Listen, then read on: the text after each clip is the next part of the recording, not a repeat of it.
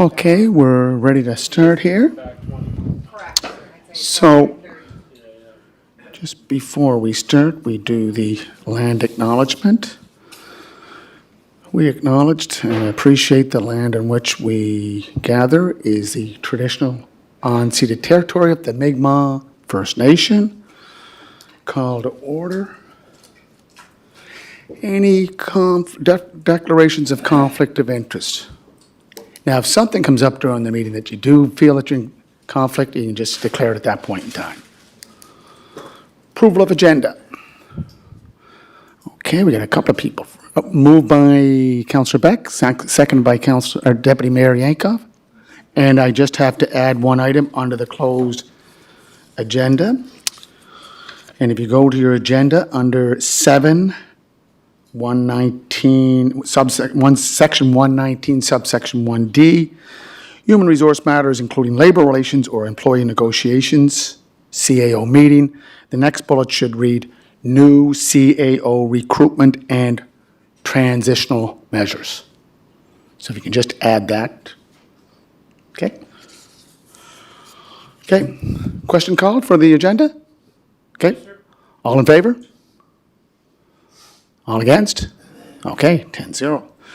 So we have adoption of previous draft minutes. We have the regular monthly meeting, October 8th. Two special meetings, October 10th and the 22nd. Need someone to move the minutes. Moved by Councillor McKinnon, second by Councillor Bernard. Question? Okay. All those in favor? Okay. Anyone opposed? No. Business arising off the minutes, Deputy Mayor. Thank you, Your Worship. I'm just following up. It was from the last council meeting, and it was in regards to the Hertz Hall and the tender that had went out accidentally. And I'm just wondering if we had any update. I thought we were going to get an update on what went wrong or how that went. It was in the minutes from the last discussion, so maybe that question could go to Councillor McCabe as Chair of Public Works. Okay. Thanks. Councillor McCabe. I don't think Scott's here right now, and maybe if Richard wants to help me just in case. From what I understand, Deputy Mayor, the tender was posted by a mistake. So when it was brought up by Councillor Duran that there was issues and a document had gone to tender, at that time the manager of Public Works removed the tender at the time. It wasn't supposed to go to tender. Apparently that went through finance. Somehow, isn't that what I was explained? Okay. Could I just ask first, where is that in the minutes? Regular monthly meeting or regular monthly meeting under Public Works? Okay. Mr. McEwen? Your Worship, that is correct. It was posted in error, wasn't ready to be posted. Okay. Councillor Twill? Yeah. Councillor Twill, can you please stand? Oh, yeah. Sure. Yeah, thank you. It's in regard to the Finance Committee report regarding the council approved the Finance Committee recommendation to proceed to tender for the J. Frank Macaulay Park Trail Upgrades Project. The motion went 5-5. Mayor broke the tie. In favor, I question the legitimacy of the process. More specifically, I question the fact that senior administration, that's management of the Parks and Recreation Department, and Mr. Jenkins, Director of Finances, both concluded that the process was followed and that it aligned with the tendering process procedural policy, to be more specific. So they said their recommendations haven't changed and that the Parks and Recreation Committee had followed the recommendation of senior management in both finance and Parks and Recreation. I made a request for a legal opinion. So the question is tonight, where's the legal opinion? We didn't get one. Pardon me? We didn't get one. When is it arriving? CAO, go ahead. Thank you, Your Worship, and through to Councillor Twill. We just received it, so it will be coming through to Finance Committee and through to Council. What about Parks and Rec?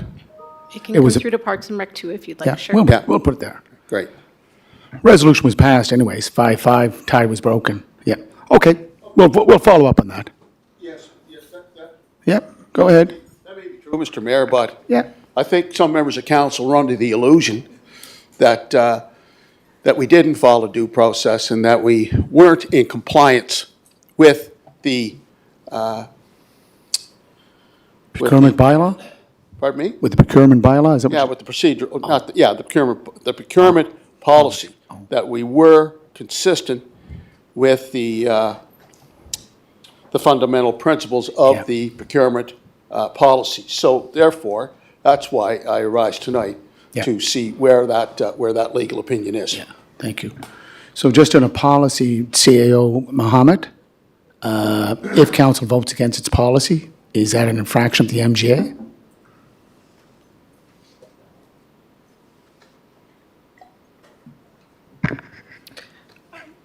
That's a bit of a tough question. Arguably, yes, because when you pass policies and bylaws, like you fall in line and you follow your policies and bylaws. So to contradict them would be an issue, but you can come back and visit that, Through the cross legal- that bridge if you get to it, I suppose. Yeah, through the legal opinion, okay. Okay. Yes? No, just one sec, that's twice. Yeah. Deputy Mayor? Thank you, and just back to the Hertz Hall, just to follow up, thank you for the clarification, Richard.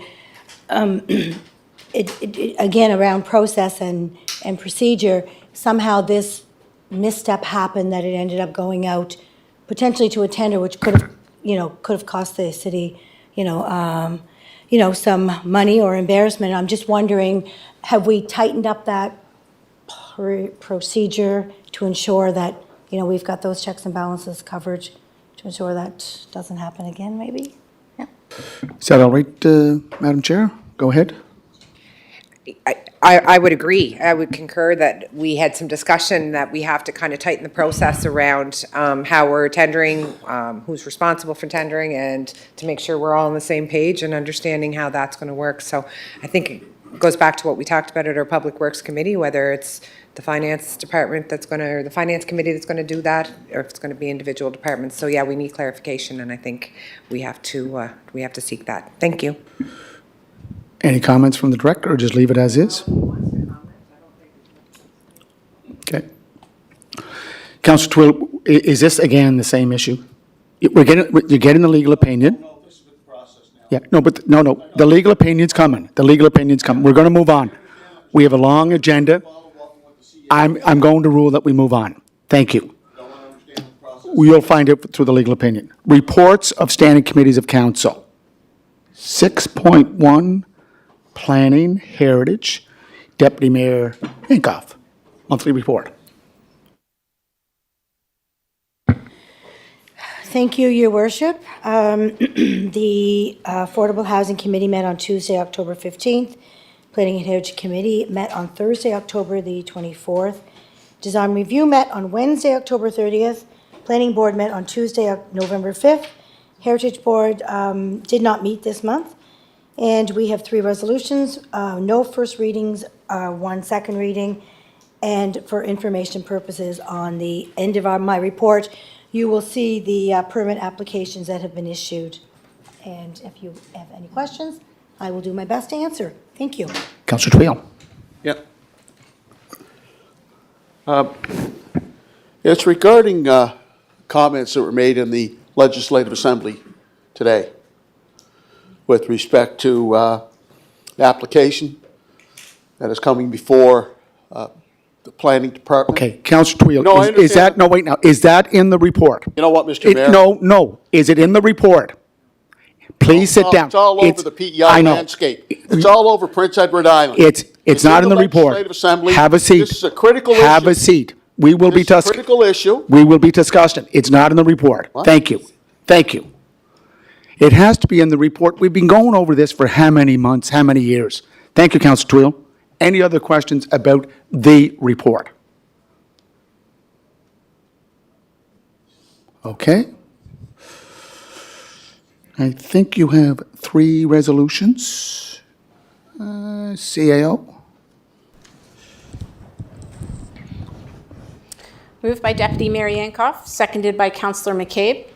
Be it resolved that Council accepts the bid from Fathom Studio to review and update the city's zoning and development bylaws in the amount of $198,160 plus applicable taxes, and that the mayor and CAO are hereby authorized to execute standard contracts and agreements to implement this resolution.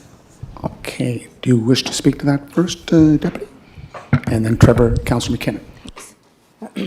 Thank you. So this resolution is, the money is coming from our Housing Accelerator Fund.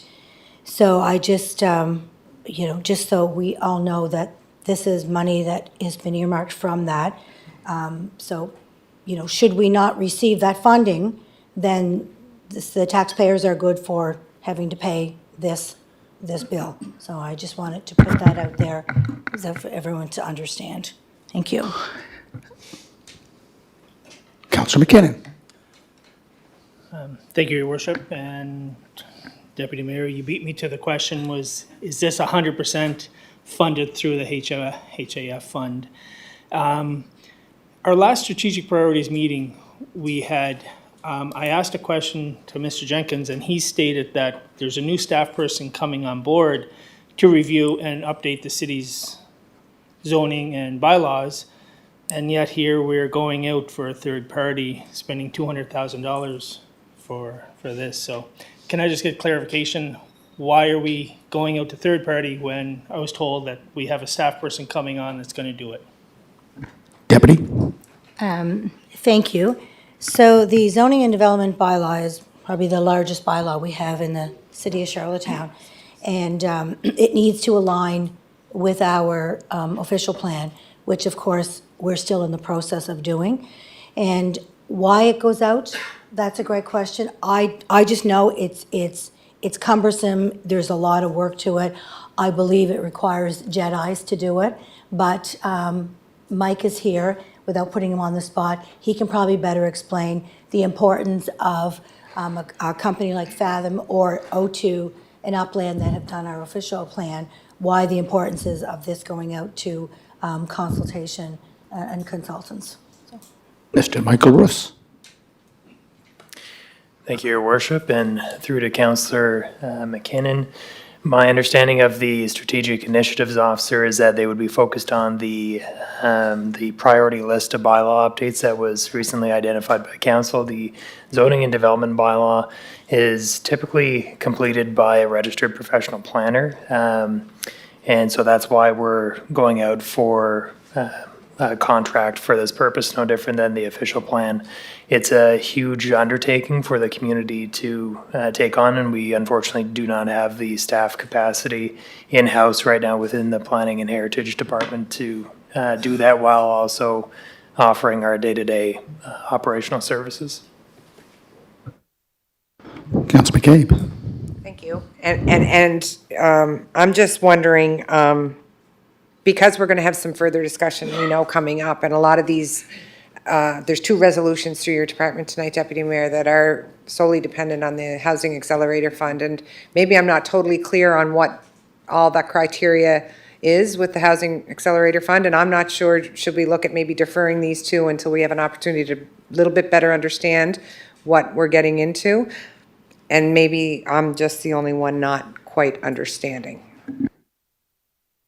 Deputy?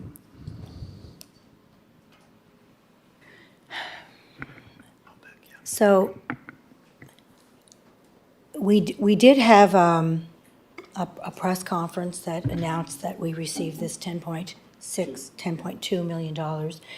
It is contingent on eight items that we had to approve initiatives. So it's my understanding if we don't adhere to these 8 initiatives, then we may not necessarily receive this funding. So, which is why I just said that yes, this money is from the HAF fund, but we have to do our part too, which are the 8 initiatives. So there is going to be further discussion on these initiatives. And I believe that some of these discussions, because they're still under contractual obligations, that we can't speak of those until after a closed session. I believe that's the case. So I'm just careful with my wording, that's the information that I have for us right now. If Director Mike can add anything more to that, that would be great, without putting you on the spot. Mr. Russ, whether we go through half or not, through our own budgetary process, we still have to do it, right? Correct? That's correct. Yeah, so half or no half, this process is now going forward. So if we decide that half cannot fund it because of whatever reasons, then we have to take it out of our own budgetary pool of money. Do you want to answer? That's correct, through the chair to Councillor McCabe. This is required work regardless of the funding source. It's a best practice for communities to revisit their official plan and zoning bylaw on within a certain time frame, and ours is, I would say at this point, not necessarily reflective of what the expectations are in the community. And so we need to do our due diligence in going through this process to robustly engage the citizens of the city of Charlottetown to get a better picture of what those expectations are, and work with the local development community to get a better understanding of what they're trying to achieve and how we can impact the housing issues that our community currently grapples with. Councillor McCabe, can we come back to you? Can I just go through Councillor Bernard and then right back to you? Councillor Bernard? Thank you, Your Worship. I agree with Councillor McCabe. Now, this year, I guess it's very clear that the review for the updated city zoning and subdivision bylaws has to be done, regardless whether we have the housing accelerator fund or not. I assume this has to be done anyway, just to get it updated. But I do share her concern, because I think we were allotted $10 million, Your Worship? 10.2. And did we receive it? Have we received the funds? The money is being processed as we bill it. So Okay. if we go through half on this item, it's billed to CMHC. Okay. So my concern is with these 8 initiatives, if there's some initiatives we do not agree with, it's almost like we're being trapped into here. We'll give you the money now, and if you don't agree, we'll take the money from you. And that's where I think the conversation's later on tonight. I think that's when we should leave it. We should leave it to. I do too. I Yeah, think we yeah, should- that's, Well, that's a good idea tonight. this funding, whether we go through half or not, we still have to do a comprehensive overall review of the zoning development bylaw. No, and I understand that. That's okay. It's moving forward. I do think that we gotta And the- yeah. see if we all agree to the 8 initiatives. I know there's one of them I have trouble with. And if they're gonna say, well, we'll pull the funding after giving it to us, then I'd have an issue with that. Councillor McCabe. Thank you. And I agree that the zoning and development bylaw, we know we have to do that as it falls under the OP, but we haven't even gotten into the public consultation phase of the OP. So it's not like something we have to do right now and make a decision to send this right now. It doesn't have to be done at the same time. From what I understand, as long as we get our official plan, that would be the first step, and then we work with our zoning development bylaw under that. Is that not correct? Before I sit down? Go ahead. Just let the deputy answer it. Okay. Okay, deputy, good. So there's 2 ways of doing it. Some municipalities will work on their official plan and their zoning and development bylaw simultaneously.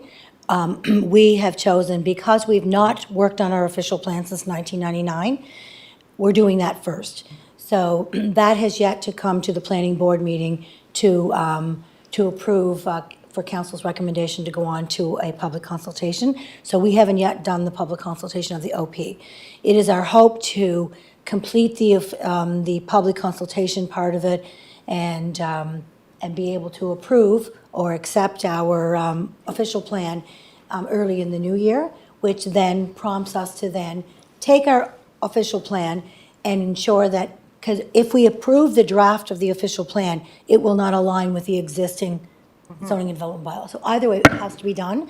So, but we're not doing them at the same time. So the goal is to have the official plan completed, I believe, by the end of 2025. Is that? No, 2025, no, by the spring. The spring of 2025? Yeah. Okay, yeah. Yeah, this So, has been going on for 3 years. Yeah, just 1 second, please. Can you just pass it on to Michael, because I Yeah. think he has something to Sure. add. Thank you, Mr. Mayor, through to the chair. Just to clarify around the timelines on these two projects, the official plan is slated to be completed this calendar year so that we have the existing policy framework that we then can move forward with this new zoning bylaw with. Under the terms of our Accelerator Fund agreement, we are required to try and complete the zoning and development bylaw by fall of 2025. Okay, Councillor Duran? Thank you, and thank you for that explanation, Director Roos. I can't express enough here. We accepted the Housing Accelerator Fund a number of months ago, and the money is coming to us as we obtain different levels of that expectation. We have a director here that's pushing things together, the building inspector plus to do the zoning and development bylaw. These are a couple of resolutions that we need to move forward. You know, to defer it to another time, it's putting us behind the 8 ball here. We have to hit the levels that we all agreed to when we accepted this Housing Accelerator Fund. I can't stress it enough that we can't delay this. We need another building inspector. We have to have that. If anybody here goes to the planning department and applies for a building permit, you'll get to experience, you know, how this department needs help. And the administration is trying to give the department help. I see these people, they're doing their best. Sometimes they're overloaded. They need help. Every person in that department, you know, they're every day there's people going in looking for building permits. They're delayed because we don't have the people or all our stuff is not in line. So when we have it here tonight, please don't defer anything. Let's just move ahead and try to accept the Housing Accelerator Fund, reach the levels that is expected of us, and keep it going. The city needs that. Yep. When you don't have a building permit, that's money lost. People that are trying to build, if they don't get the permit, their workers go elsewhere. They go to Summerside, Cornwall, Stratford. You know, we don't have the people in place. That's why we need it. We need the tax base. We need development coming in. You know, and I just can't say it enough, how we need these positions moving forward. Please don't delay it. Thank you, Councillor Duran. Councillor Twill, can I just get Councillor Twill first? Councillor Twill? So regarding the 8 prerequisites with respect to this funding, did any one of those prerequisites include the experimental farm? Councillor Twill, in the closed session, this will be discussed. Yeah, I know, but I just want Yeah. to, can I get an answer? The 8 initiatives are there. We'll go over them piece by Well, I piece. know, but the resolution's here now. In the 8 initiatives, there is one there regarding corridors. Yes, that includes that Holland College, experimental farm? UPEI. Yeah. We will discuss that more thoroughly. Okay. I think it should be discussed in public Yeah, forum. okay. No, we're going right here to, go ahead, Deputy. thanks. And as Councillor Duran said, these are very much needed things that Yes. have to happen in the city. And all I really wanted to state was that regardless of whether we have housing initiative funding or not, we are here to either approve or not approve a building inspector and the contract to get our zoning and development bylaw up to date. I just wanted, just for public record, for us to understand that, you know, if something happens that half doesn't happen, we still need to do these things. So instead, it will be money that will need to come from our budget instead of from half. So I am prepared to support this resolution. I just wanted everyone to understand that it may or may not be coming from half. That's all I meant. Yeah, So I didn't mean to confuse Yeah, things. we don't need to, we're going into uncharted territory. Mr. Rush, do you want to sum up? Thank you, Mr. Mayor. I just wanted to offer a point of clarity to Councillor Twill and for the public record. Under the work plan that the city signed on to for the Housing Accelerator Fund, There is no mention of us endeavoring to move forward with development of the experimental farm. That is not in the work plan. No. Yeah, okay. Question? Question's called. I just want to do this, no, just, try it. Okay, cast your vote. Hit the button. We're voting on, we're not voting on the deferral. No, we're voting just on the resolution that was read by our CAO, resolution number 1. Okay. Please cast your vote. All in? All in? 9-1, and I don't have them up on the, Councillor Tweel against. Okay, now just one sec, accept. Okay. Okay, second resolution. Moved by Deputy Mayor Yankoff, seconded by Councillor McCabe. Be it resolved that Council approves the request to convert the previously approved 3-year contract position for Building Inspector Level 2 into a full-time permanent role to enhance the city's ability to attract suitably qualified candidates and to improve the efficiency of the building inspection team, and that the Mayor and CAO are hereby authorized to execute standard contracts and agreements to implement this request. Okay. Councillor McKinnon? And Councillor Ramsey. Thank you, Your Worship. Just looking for clarification, Chair. Just in the wording, converting a previously approved 3-year contract position, is this just converting the staff person that's there now, or are we going to go through the proper process? It just doesn't state clearly to me. Go ahead. This is converting the actual position itself into a permanent position. And once we approve, if we approve this evening, then it will go out and we will seek through HR the proper process. We don't have anyone currently in that contractual position. The challenge was it's really difficult to get somebody to commit to something when it's not a full-time permanent position. So we feel that we will have a better success offering somebody a full-time permanent position than a contract position. So that's why it's here this evening. Good. Councillor Ramsey. Thank you, Your Worship. Thank you, Chair, for that. And I just want to say this sort of runs down the same road as the last resolution we did. Like, we need these people, and we got to move the planning board. So I am all in favor of this. Thank you.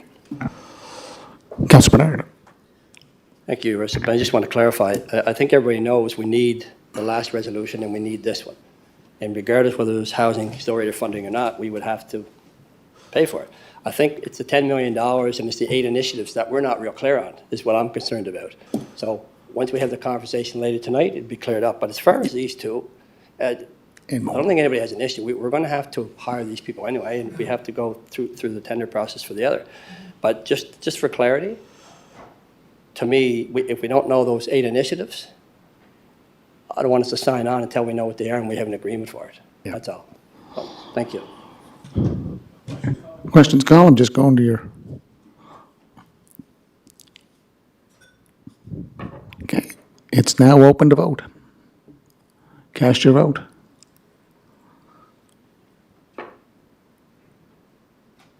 All in?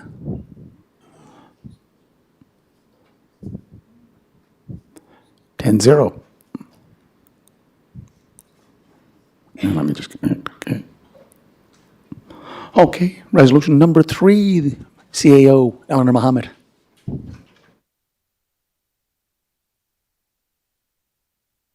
Moved by Deputy Mayor Yankoff, seconded by Councillor McCabe.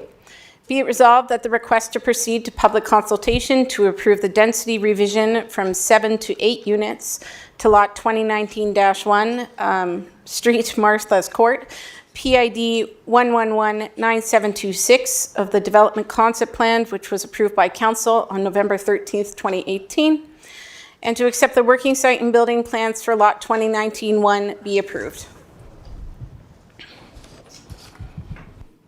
Questions called? Okay, let me just open that up. You're pretty fast there, Councillor. Okay. Cast your vote there, Councillor Matart.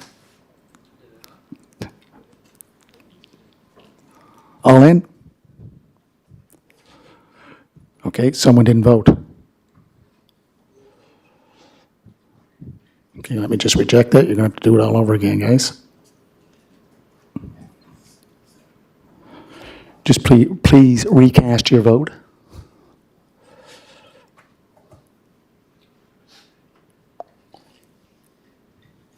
Ten zero. Okay, system's working.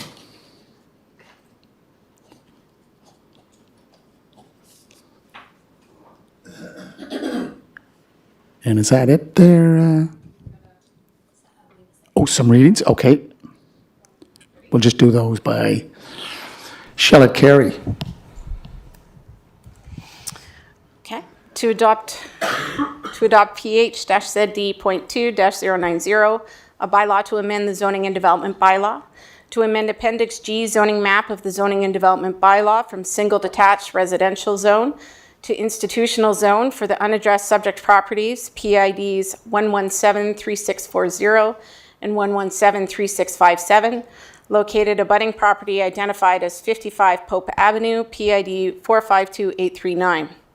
Whereas the bylaw to amend the City of Charlottetown zoning and development bylaw, PH-ZD.2-090, as it pertains to the subject properties, PIDs 1173640 and 1173657, located on abutting property identified as 55 Pope Avenue, PID 452839, as attached and was read and approved a first time on October 8th, 2024.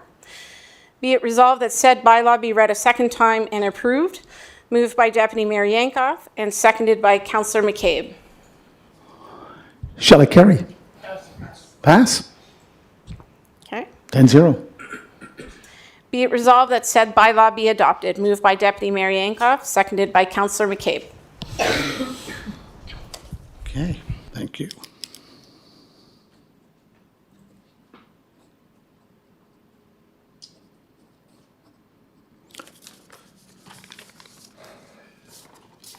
Is that it, Madam Chair? That's it? Thank you kindly. Next report is economic tourism and cultural development. Councillor Trevor McKinnon.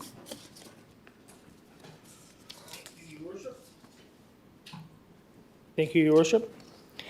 Economic Tourism Cultural Development met on October 17th. Minutes from this meeting are in your package.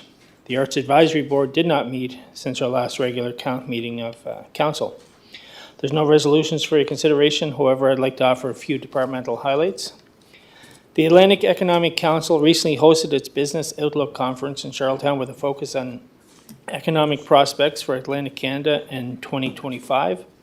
Staff recently joined Innovation PEI on an international FDI economic investment and innovation mission organized by Global Affairs Canada and Invest in Canada. The fall event season remains steady with the PEI Spirits Festival, Early Bird Minor Hockey Tournament, Atlantic Slam, WNCAA Division I Women's Basketball Tournament, and the Charlottetown Christmas Festival, all scheduled for before the end of the month. This morning, the city announced our lineup of Charlottetown Christmas Festival signature events. Charlottetown Christmas tree lighting, which will take place on Friday, November 29th at 6:30 p.m. in the Upper Plaza of Confederation Center of the Arts. The Charlottetown Christmas Parade will take place on Saturday, November 30th, starting at 5 at UPEI. Capital New Year, which will take place on Tuesday, December 31st at Founders Food Hall and Market. Residents are also invited to take part in the city's holiday home decorating contest. The deadline to register is Monday, December 2nd. Council staff and residents are encouraged to take part of these holiday festivities. Full details can be found at charlottetown.ca.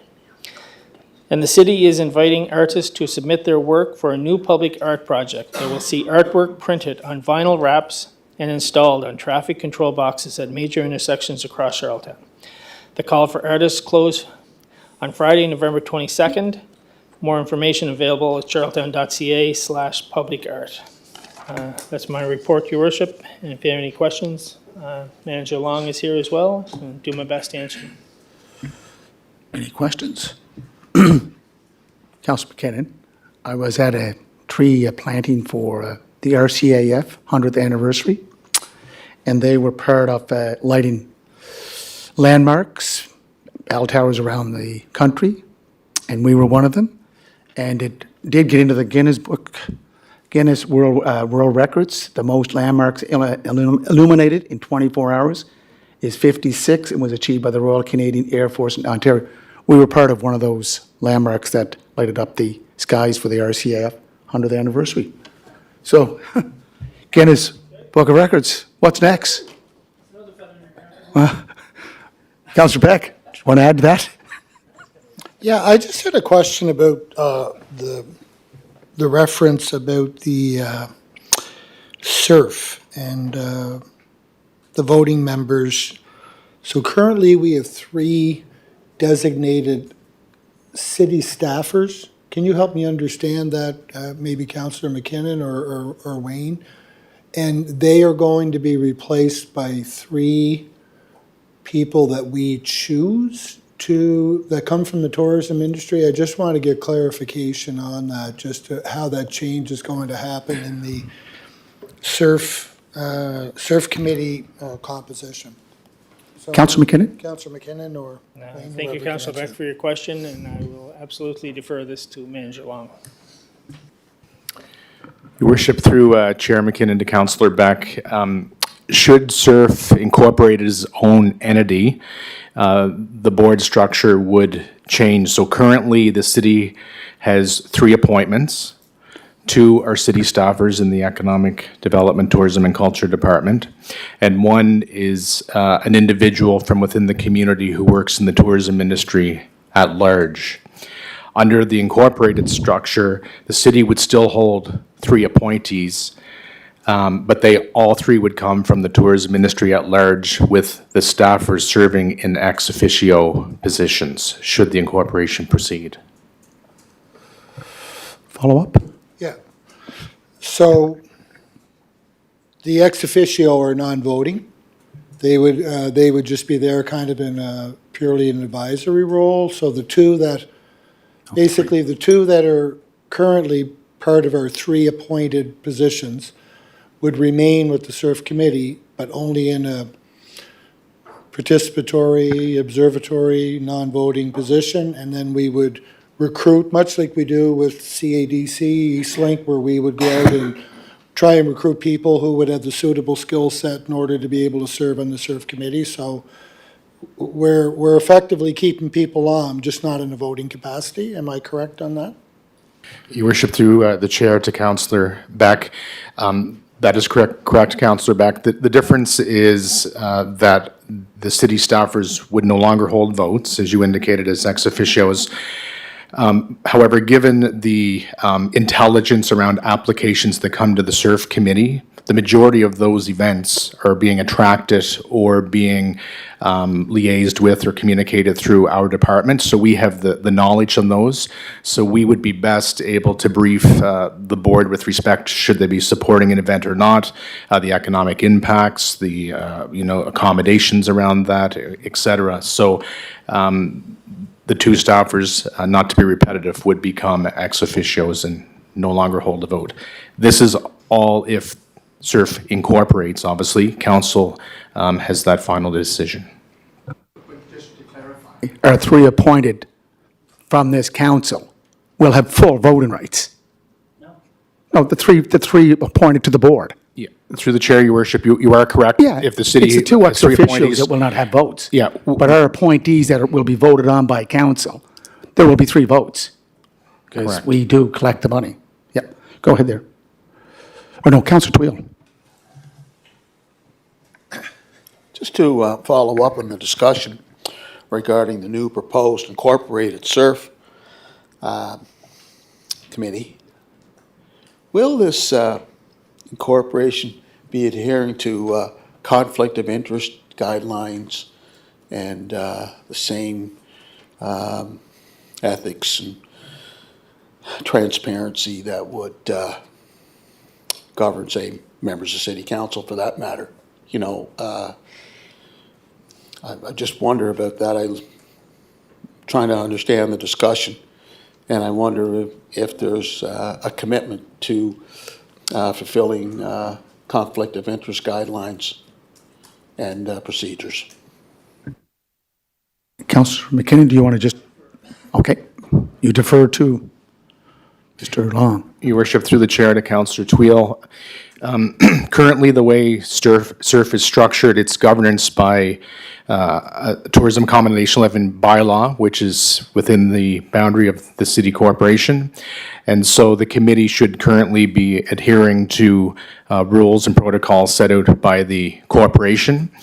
If SURF moves to incorporate solely as its own entity, then they would be governed by their own bylaws external of the city corporation, no different than Eastlink Centre, Charlottetown Civic Centre Management, Inc., or Carrie, the Bell Alliance Centre. Second question, Councillor Tweel. This new corporation, if you look at, Carrie, and as you mentioned, Eastlink, so they'll be setting up their own guidelines, their own procedures, and how they will be governed. I'm sorry, not sure if I got an answer regarding conflict of interest, but they'll be mandated by their own governance rules and procedures. And all we do is just funnel the money, for all intents and purposes. Appointees will be, approved by members of council, who those members are. And as far as taxpayers' money, we will not have a direct or indirect say in how those dollars are being spent. Your worship, through the chair to Councillor Tweel. So Councillor Tweel, should SURF incorporate, they would become their own incorporated body and hold their own code of conduct like any governance body. With respect to taxpayers' dollars, to be clear, this is not municipal taxpayers' dollars. This funding comes from the Tourism Accommodation Levy, which is collected on visitors to accommodations in our city. It's a 3% tax that's funneled through the city corporation under a bylaw of city council. So essentially, the city does mandate the funding. However, just to be clear, it's not a residential tax or a commercial tax. It's through the Tourism Accommodation Levy. So coming back to conflict of interest, obviously it would be paramount that anyone who sits on that committee declare conflict of interest if they have one, just like council does here on this floor. However, they would be operating under their own governance structure and their own code of conduct. Okay, Councillor Bernard. Thank you there, Wayne. Thank you, Your Worship. And just to let everybody know, because this was at finance and it's been put on hold, so we get some questions back to us. And this is just a report. Doesn't mean that we're going this route. This is just a report saying what it could look like. I share the same concerns. We do have voting members on it now that staff are at the table. One of the concerns I have is, yeah, we'll have 3 voting members, but you appoint somebody in the tourism industry. And we also used to appoint the chair. Now the chair will be voted on amongst that group. So we've asked for some clarification in the finance committee, and that's still to come back. We put on hold, so we'll wait to get those answers. But it sounds like people think this decision is made, and it's not made. This is just Wayne doing up the report. Yeah, Okay. yeah. We appoint the chair for Carrie. We appoint the chair for Carrie, so we'll be doing we're going to be asking for the appointment of a chair for the SURF. But remember, the SURF is just money in, money out. No taxpayers' money. That's clear. That's very clear. And that's very clear, Your Worship, and that's why I think we were looking for some clarification. I mean, it's worked great for 18 years. It's been a strong benefit to the city of Charlottetown. So, sometimes if it ain't broke, don't fix it. And I mean, this has been working so great, so that's why we had some questions of clarification. So, thank you. Is that your report? Okay. Can we move on to Human Resources? Councillor Justin Mertard, Ward 2. Thank you, Your Worship. The Human Resource Committee met on Tuesday, November 5th, 2024. There are no resolutions for your consideration this evening. However, we do have a second reading of the remuneration bylaw, and that is attached in your package. Any questions? I'll do my best to answer. Thank you. Okay. AO, do you want to read the resolution? Or, sorry, it's the second reading? Okay. The purpose of this bylaw is to amend the City of Charlottetown's remuneration bylaw, 2020-RMN-01, to reflect the recommendations of council while also aligning with Canada Revenue Agency, the Municipal Government Act, and the City of Therefore, Be it resolved, City of Charlottetown Remuneration Bylaw 2020-RMN-01 be read a second time and that said bylaw now be approved and adopted. Moved by Councillor Matart, seconded by Councillor Ramsey. Shall I carry? Anyone against? Yep, 9-1, okay.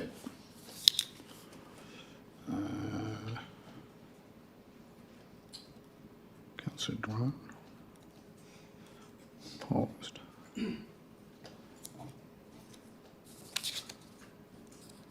Nine one. Okay, that's it, Councillor Matard? Thank you very much. Councillor Kevin Ramsey, Ward 5, Protective and Emergency Services. Thank you, Your Worship, members of council.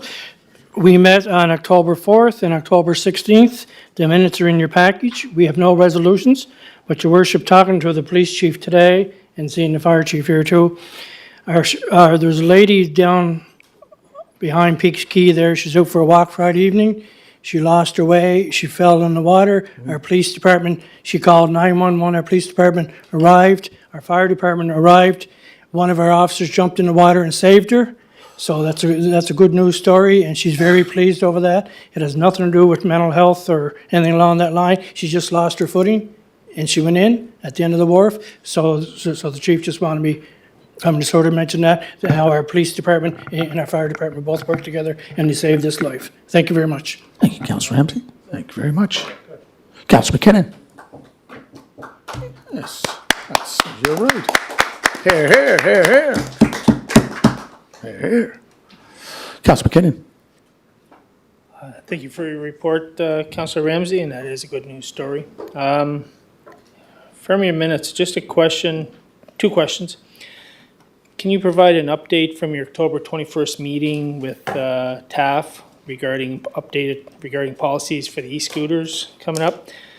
And the second one, now that it's been released that there's been negotiations been taking place with the union, with firemen, has there been any updates on the underwriter story that it's been going on for 2 years now? We keep asking and we don't get anything.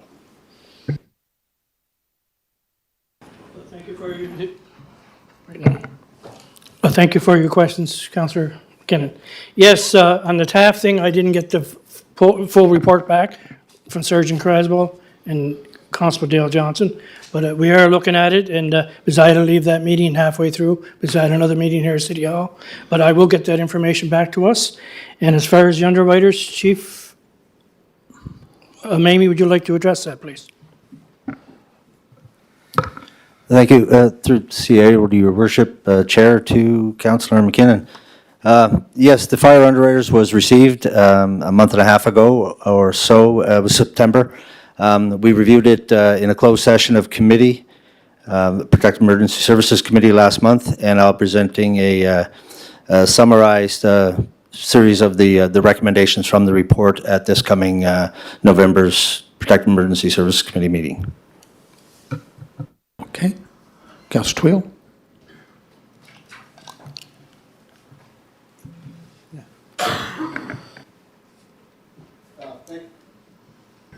Thank you for your report, Chairman Ramsey. A couple of months ago, I submitted a notice of motion, among many notices of motions, and the notice of motion centered around crime-free, drug-free neighborhoods and communities. Has your committee had an opportunity to examine the essence of that notice of motion? Is there any discussions, any deliberations? Can you give me an update? Councillor Ramsey, any comments? No, we did receive your notice of motion. It is brought back. We are looking for more information, I believe, and we'll certainly be taking that under advisement, and I hope to have more clarification for you, Councillor Twill. Thank you. Okay. Councillor McCabe, we'll come back. Thank you. I'm kind of piggybacking on Councillor Twill had a notice of motion, but I wondered if there was any update on Deputy Mayor Yankoff's notice of motion that she also put in August regarding a community plan addressing some of those issues in 2023. Yeah. I know, I was going to say in August of 2023. So I'm just looking if there's been any discussion at the committee level on her community action plan around some of the illicit behavior and residents feeling safe. And my second question in your minutes, if there's any update, the report on the abandoned homes within the city, I know we had lots of discussion. I thought there was an existing list of homes that met criteria under our unsightly bylaw. In the minutes, it's saying that those homes didn't meet unsightly, the houses that were on the list. We had a lot of discussion back in our last council time with some homes that we're going to be moving ahead with to either demolish or make them come up to code. So I'm just wondering, are there no houses on the list that meet that, or was there only one house in the city that met that requirement? Councillor Ramsey? There was a list there, and some are working with the fire department and the police department, our bylaw officers are over this, and like that's a great question. And they're discussed every month in our committee about, and the list is in there that we have homes there, and but some they're not all ready to be knocked down, I guess is the easy way of putting it, because they're working with our bylaw officers, and they're going back and they're double checking. And that's the most I can answer on that one, unless the deputy chief got anything to say? No, that's all. Okay. Yeah, no, we'll come back to you. Okay. Councillor Twill? All right. And Councillor Beck? Yes, Chairman Ramsey, regarding the notice of motion, it's self-explanatory. I think we need to take this initiative to another level in terms of crime-free, drug-free neighborhoods and communities. A lot of residents I've talked to in this city are demanding to have an expectation as to what they foresee happening in their community, and when there are illegal activities taking place in their respective communities, they have an expectation that's going to be dealt with.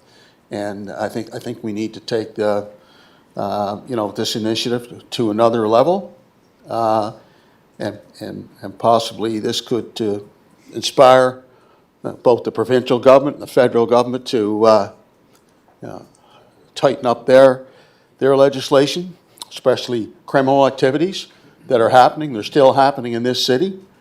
So I was motivated to bring forward that notice of motion.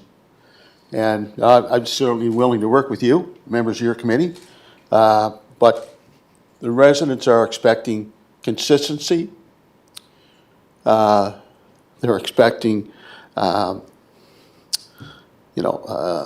again, they're expecting predictability, that they know that their neighborhood and community is being safe at all times. And if there are people that are breaking the law, like trespassing or open drug usage or violence or intimidation or all those things that are happening, theft, that they're going to be dealt with expeditiously. And they want that predictability, and they want that consistency. So that's, again, I want to reiterate that, and yep. I will reiterate that I'm willing to work with you and your committee, but we got to take it to another level. Thank you. Thank you. Councillor Ramsey, then Councillor Beck, and Councillor McCabe, and Deputy Mayor Yankoff. Yes, and I agree with you 100%, Councillor Trio, on all your questions. We have another meeting next week. We will be putting that on the agenda again. Some of it's, well, a lot of it's probably operational, like it's not our job to go in and tell the police what to do and things like that. They have a job to do. In my eyes, they're doing a great job. We love to have another 100 officers just go knock down on every street and say, okay, you can't do this, you can't do that. But we'll certainly bring it to our meeting next week, and those questions be asked again, and we'll try and get a report back to you. Thank you. Councillor Beck. Yeah, I had the same question as Councillor McCabe, and if I recall, what happened was some of these properties were put, because there's an 18-month clock, if you will, whatever So basically, once a hazardous compliance order, I think it's called, is issued, there's 18 months to either remediate the building or to demolish it. My understanding, if I'm recalling this correctly, property number 1, property number 4 are on that 18-month clock, as was property 7. And there was really no, any sort of indication as to what was going to happen with property 1 and property 4. Property 7, our understanding, the last thing I remember from maybe 3 or 4 months ago was they were awaiting a demolition, someone to come in. They were looking to secure a demolition person to come in and do it. So what I would like, and maybe Councillor Ramsey, if you could add this to our next meeting, is to update this. And I think there's one other, 4 Oak Drive, I think that building's been demolished, has it not? It has been removed. It's gone. So that should Habitat for not be there Humanity as filed. had that moved out to Harrington. Yeah, So it's gone. or it's been moved, so Yeah. that really should be off the list. And So- 83 Houston Street, that's the Houston Street Irving Station. That's- Right, That's a so work in I progress. didn't comment on that. And the 2231, that's the provincial housing project down on Richmond Street, correct? Right. So we're really not dealing with hazardous compliance really in either one of those. So, but I think the other ones, what I would like to do is to have an update in terms of how far down the clock are we?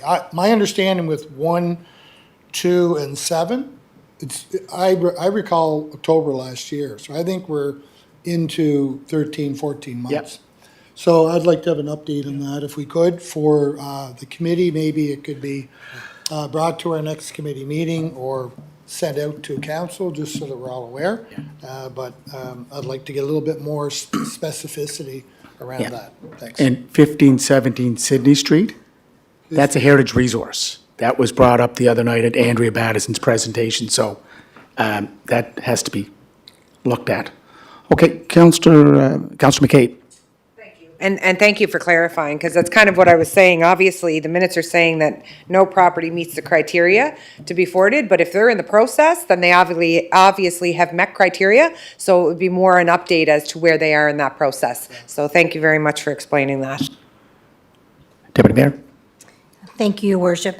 And in case anyone needs a reminder, my notice of motion on August 14, 2023, was that council direct police services to create and share with the public a community plan that addresses illicit drug use and related illegal behaviors, excuse me, to help residents feel safer in their homes and neighborhoods. So just to the, to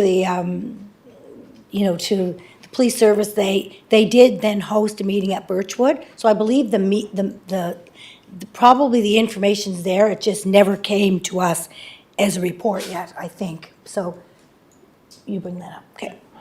Councillor Ram, do you want to wrap it up?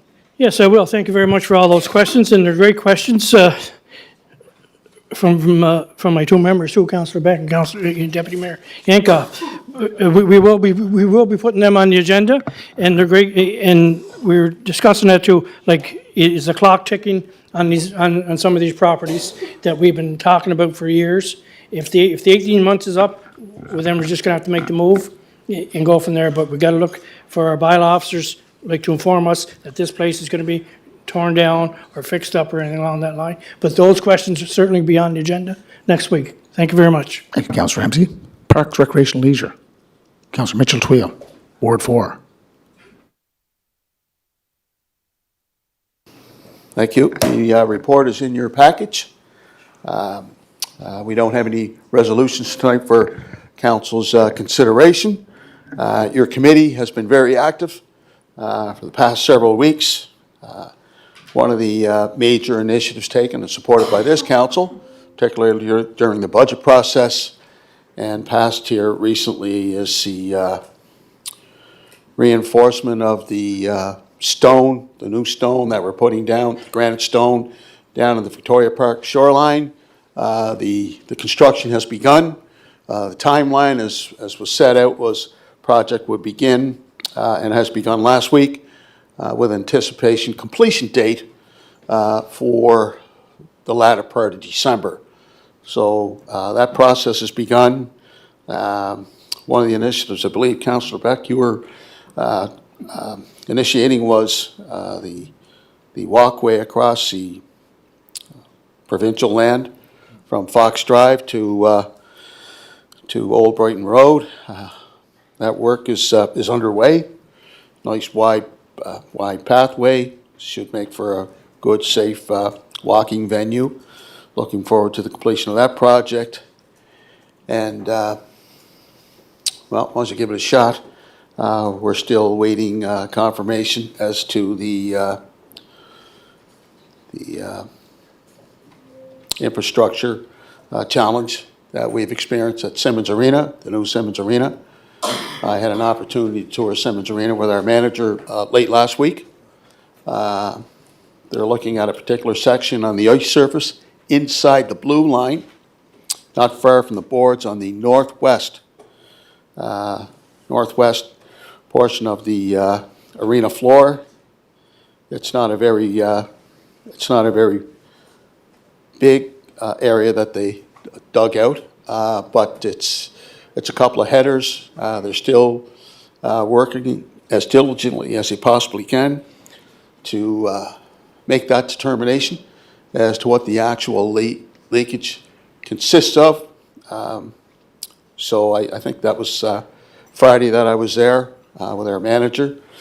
And, you know, we're cautiously optimistic that, you know, they've narrowed it down, and hopefully with the companies that are working towards rectifying this situation, we can get some ice on the arena floor and get that beautiful arena open. I'll do my best to answer any questions. Thank you. Thank you, Councillor Twill.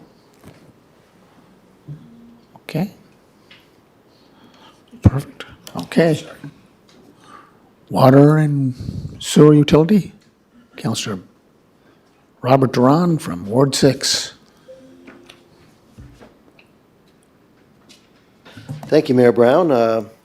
Our committee met on October 10th, and the minutes from that meeting are included in your package. We do have two resolutions that are coming forward to tonight, and if you have any questions regarding the minutes or anything, I'll answer them as best I can. Thank you. Okay. Councillor Twill.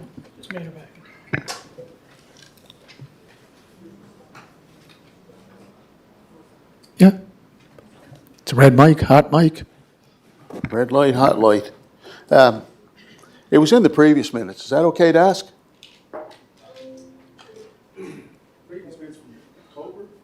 Well, it was in the minutes and discussed here a number of times. I'm just looking for an update on the contract for the fiber optic.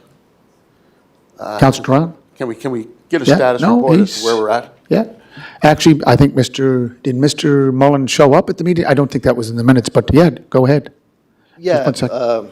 just to answer your question, Mr. Mullen did show up, and he had some type of document there.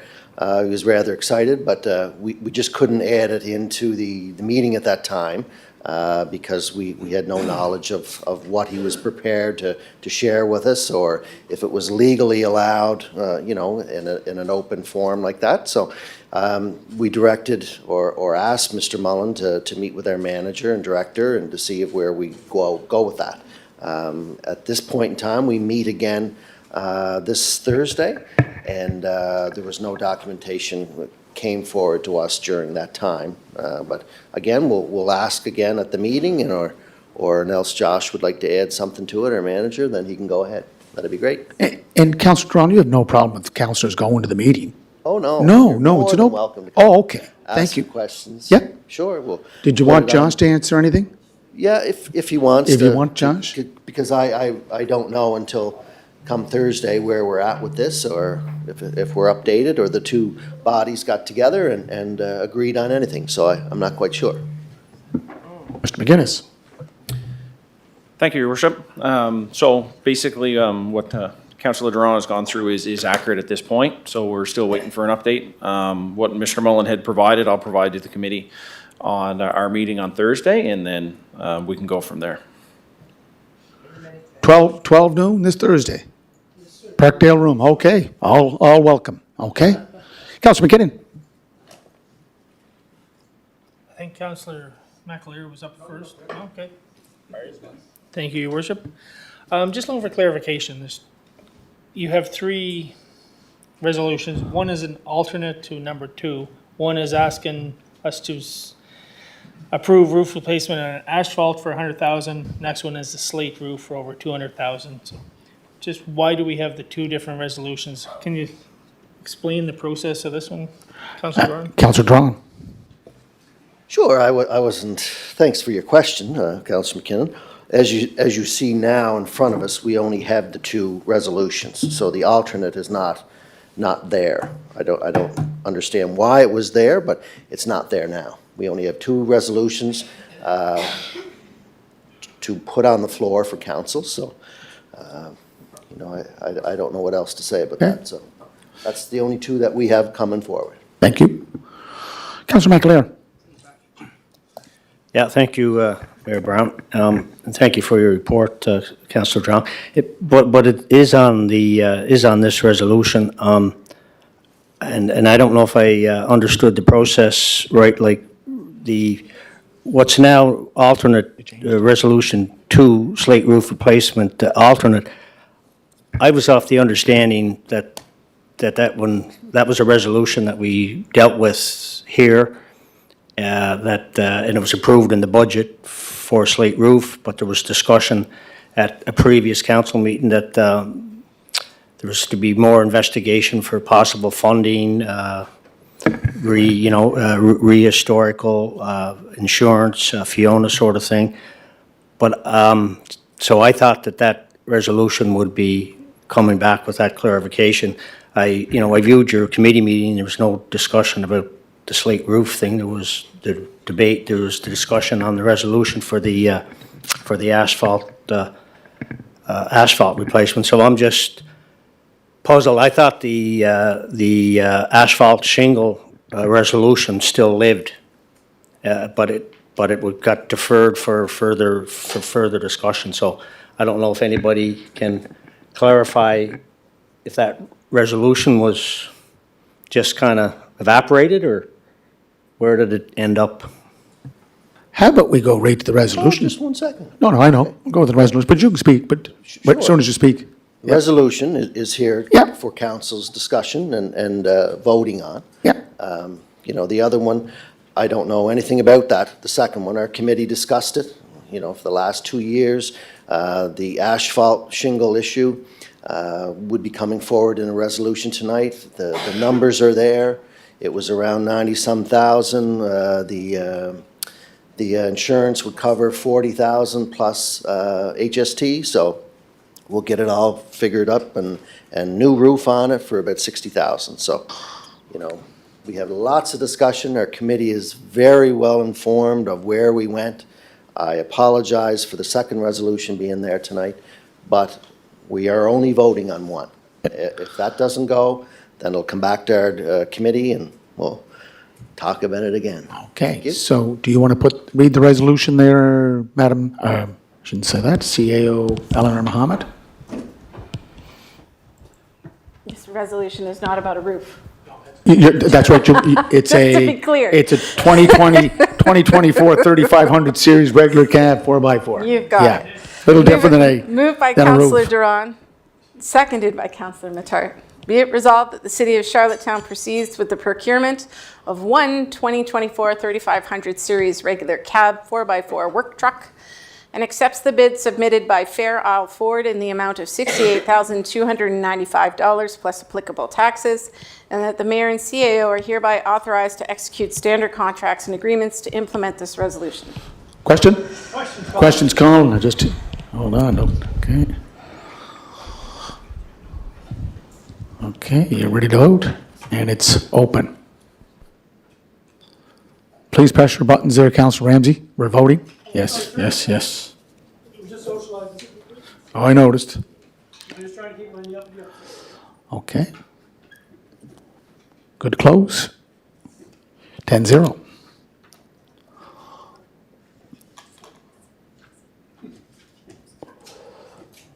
Okay.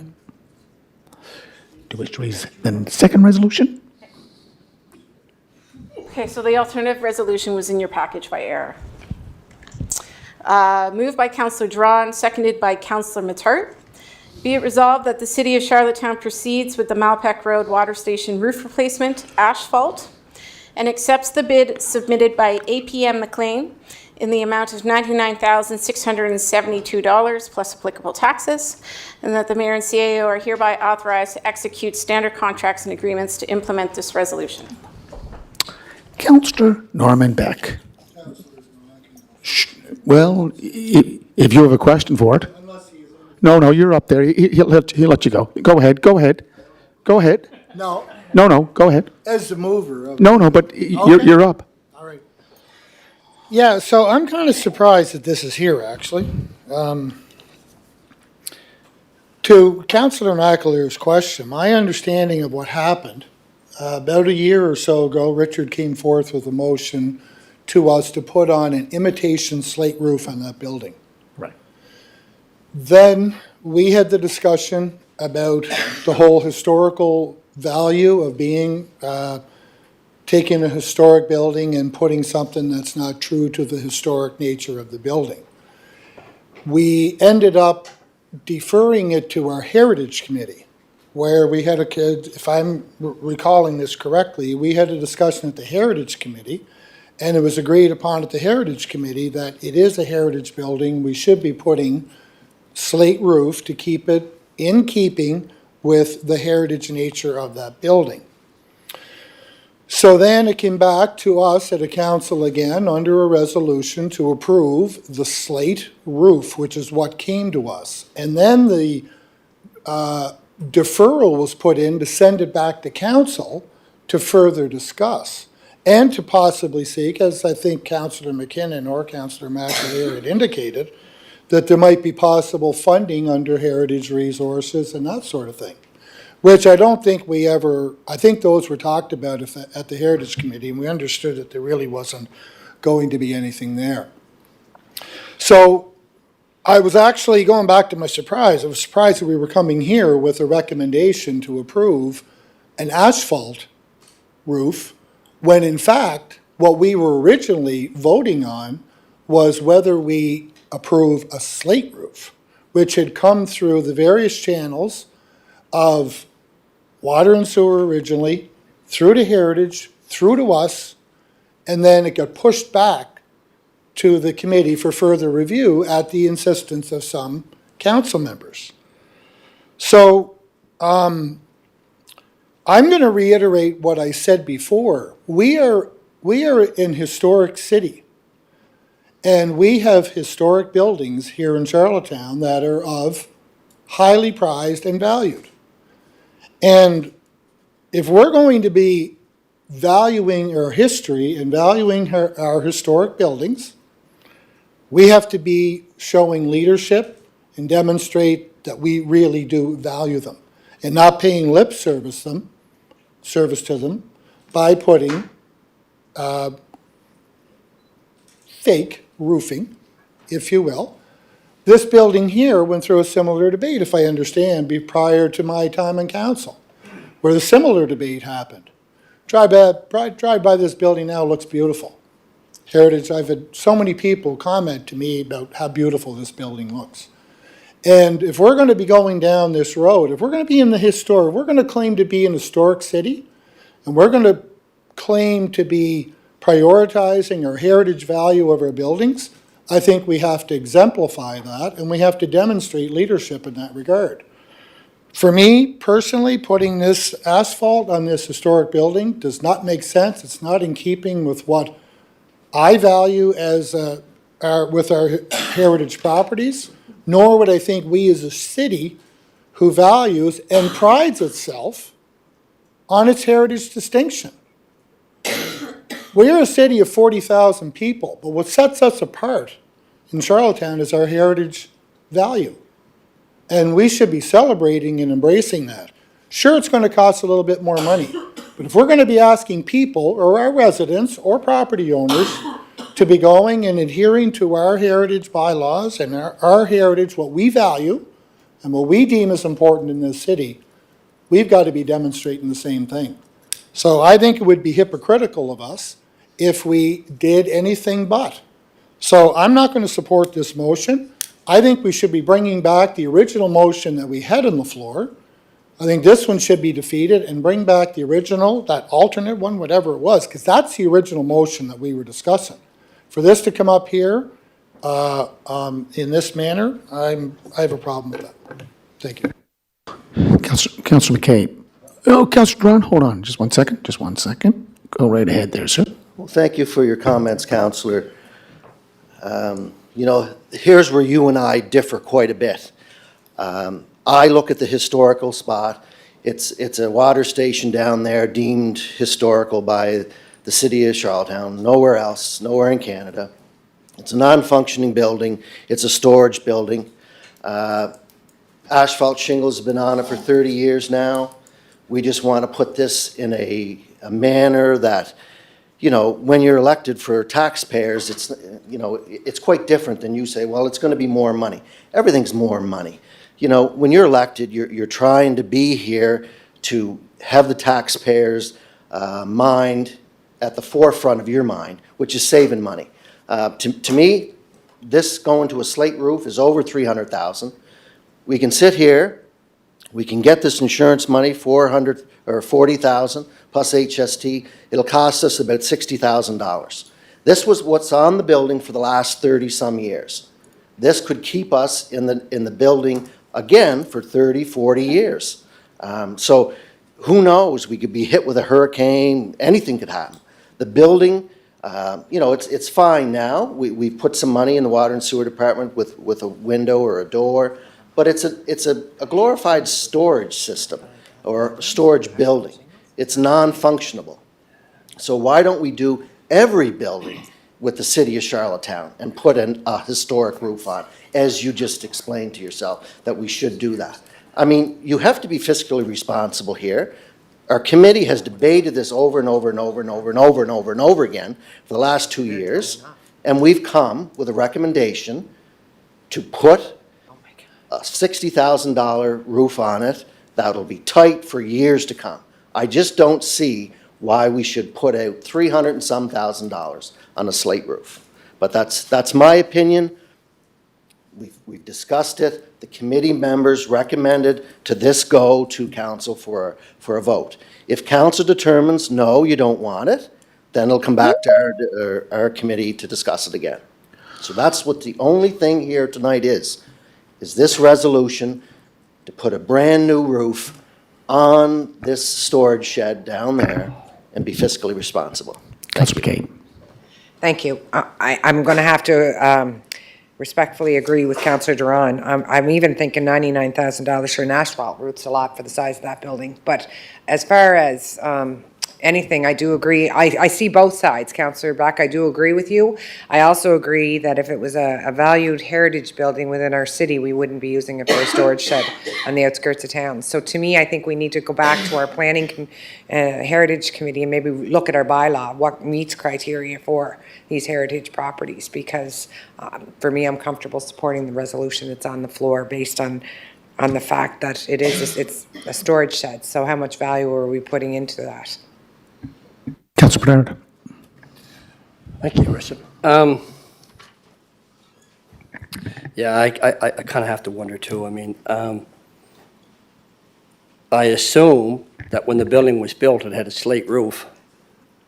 And then when it had to be replaced, it was probably asphalt because it wasn't designated a heritage property. Now we've asked for our Heritage Committee to look into it. We've had recommendations come back that it should be slate. And I guess one of the questions in my mind is always, if we did not own this building and somebody else did, would our rules be dictating to them to put a slate roof on it? And I think they would. So I don't think it's becoming of a city to say, no, you know, it's a little too expensive for us. We're not going to do it, but we want you to do it if you own it. And I think if this is our building, and this is what it calls for, and this is what's being recommended, then go with it. Thank you.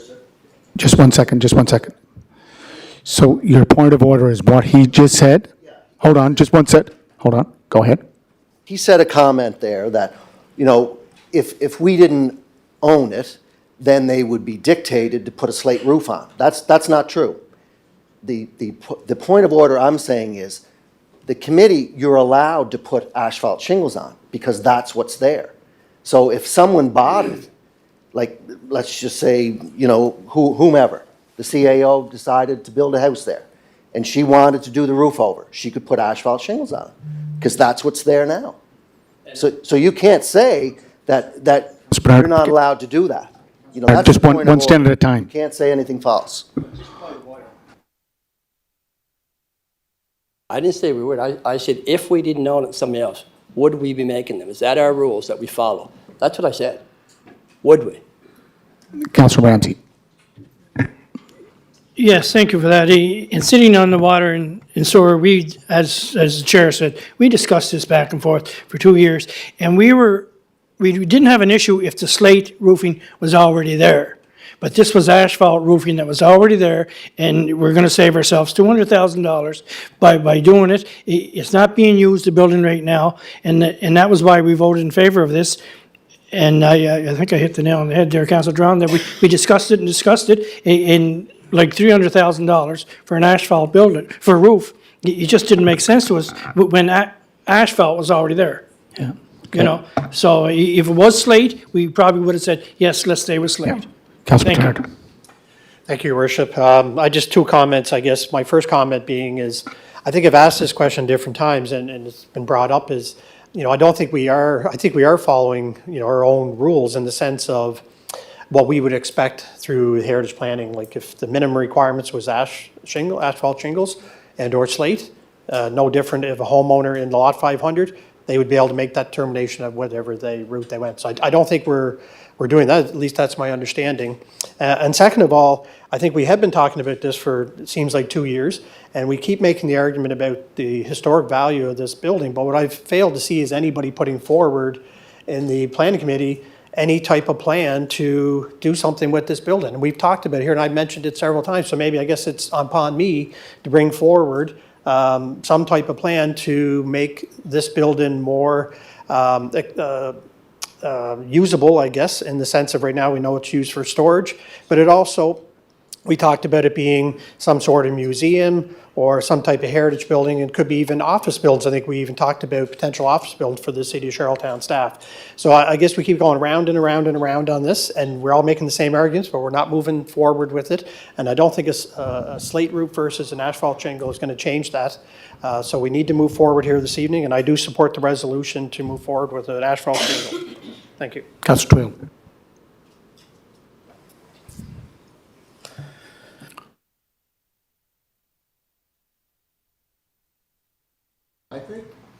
I think what's important here, I mean, reference is made to the historical value of the building. There's no doubt about it. There's a lot of history, and, you know, we talk about protecting and promoting heritage, and I agree. But at the same time, we did ask the question, is the building designated a heritage?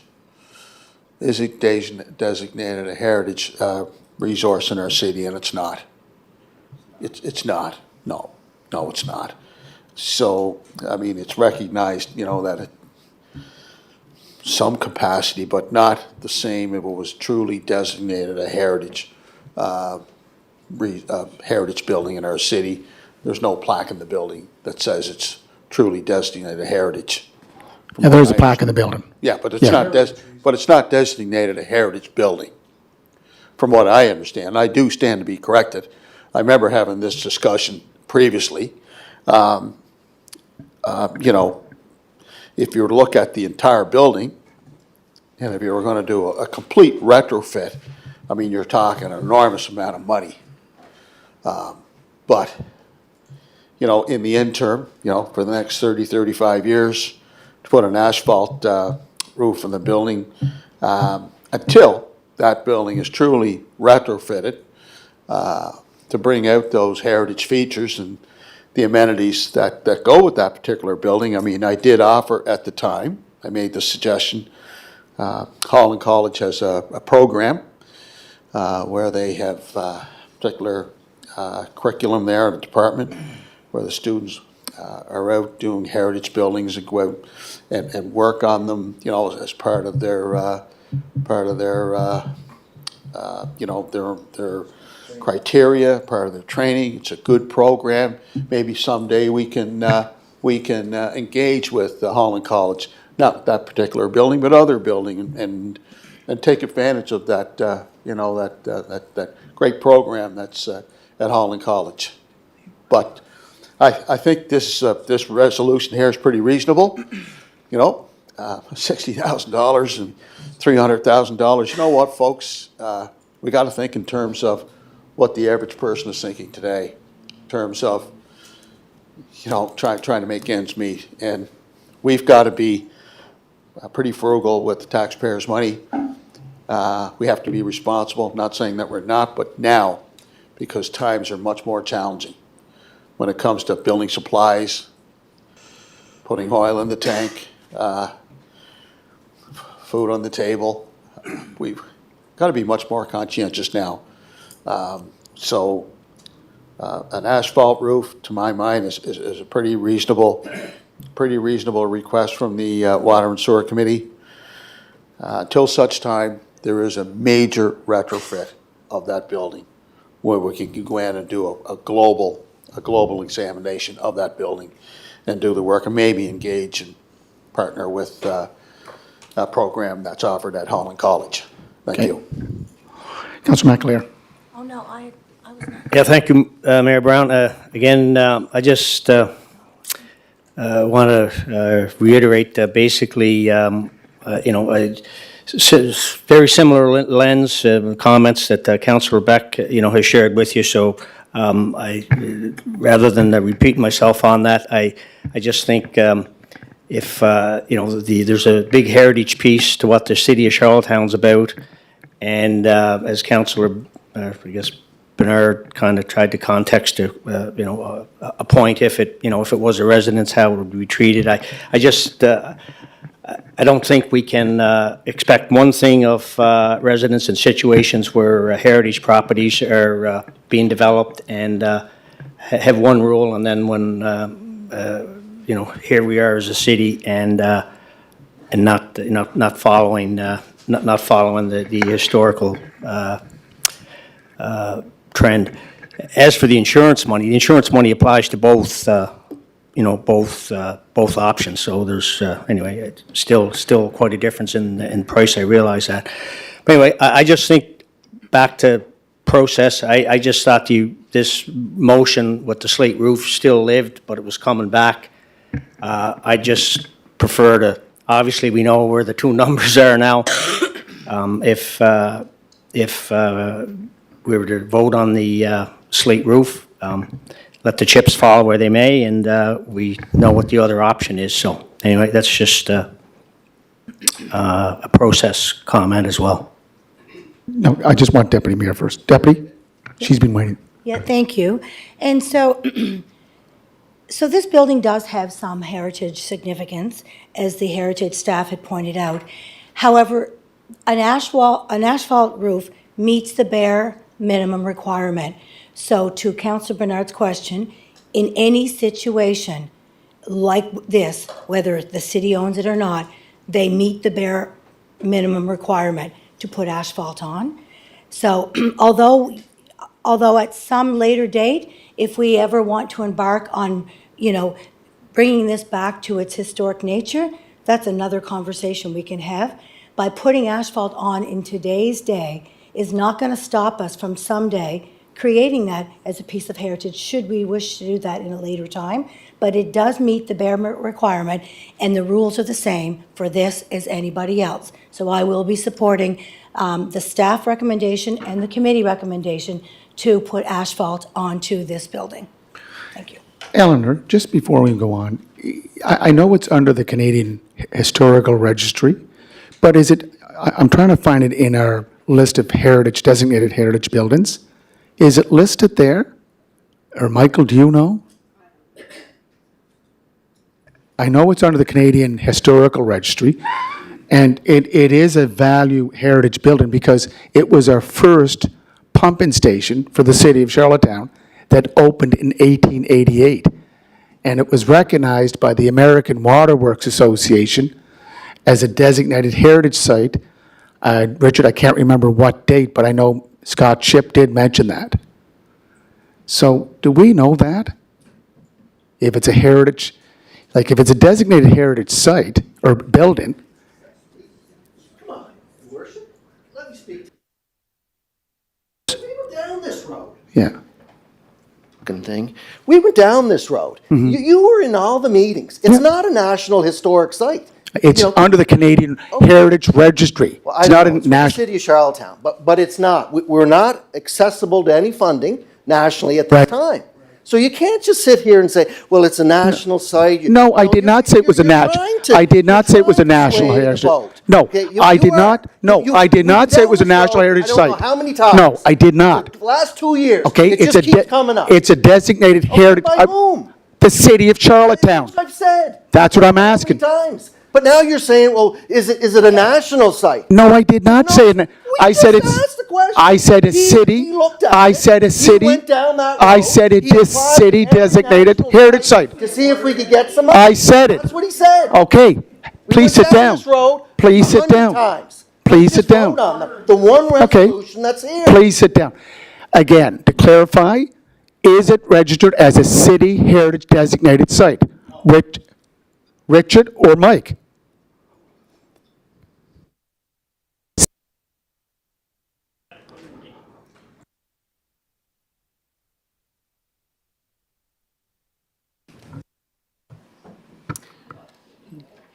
To clarify, my understanding is that while it's not a registered national site, it's designated municipally.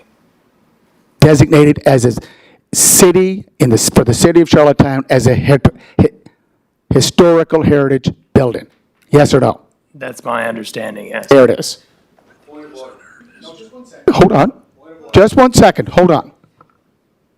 It is listed on the resources designated under the Heritage Preservation Bylaw. So, my brother lives in 21 Old King Square. His house is a designated heritage building. Any renovations that were done to that building had to go with heritage designated materials and craftsmanship. That's not national, that's city.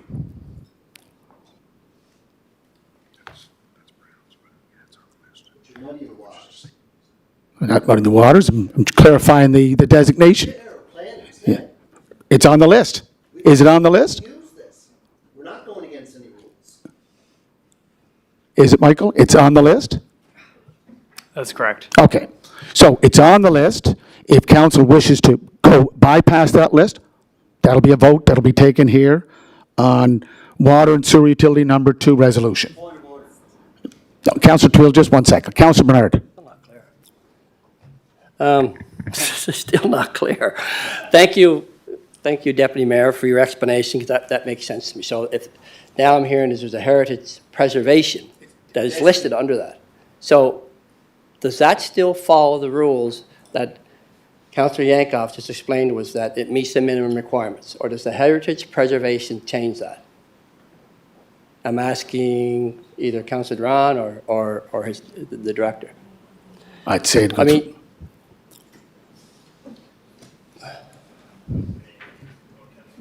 Go ahead, Councilor Strong. I'd gladly answer your question, because this is the information that we were told. The bare minimum, as the chair of planning said, you could put asphalt shingles on. We've debated this 50, I don't know if it was more than that, through a committee. We talked about it every month.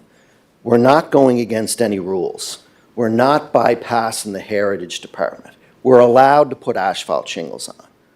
And that's the only way I can explain it to you, Counselor.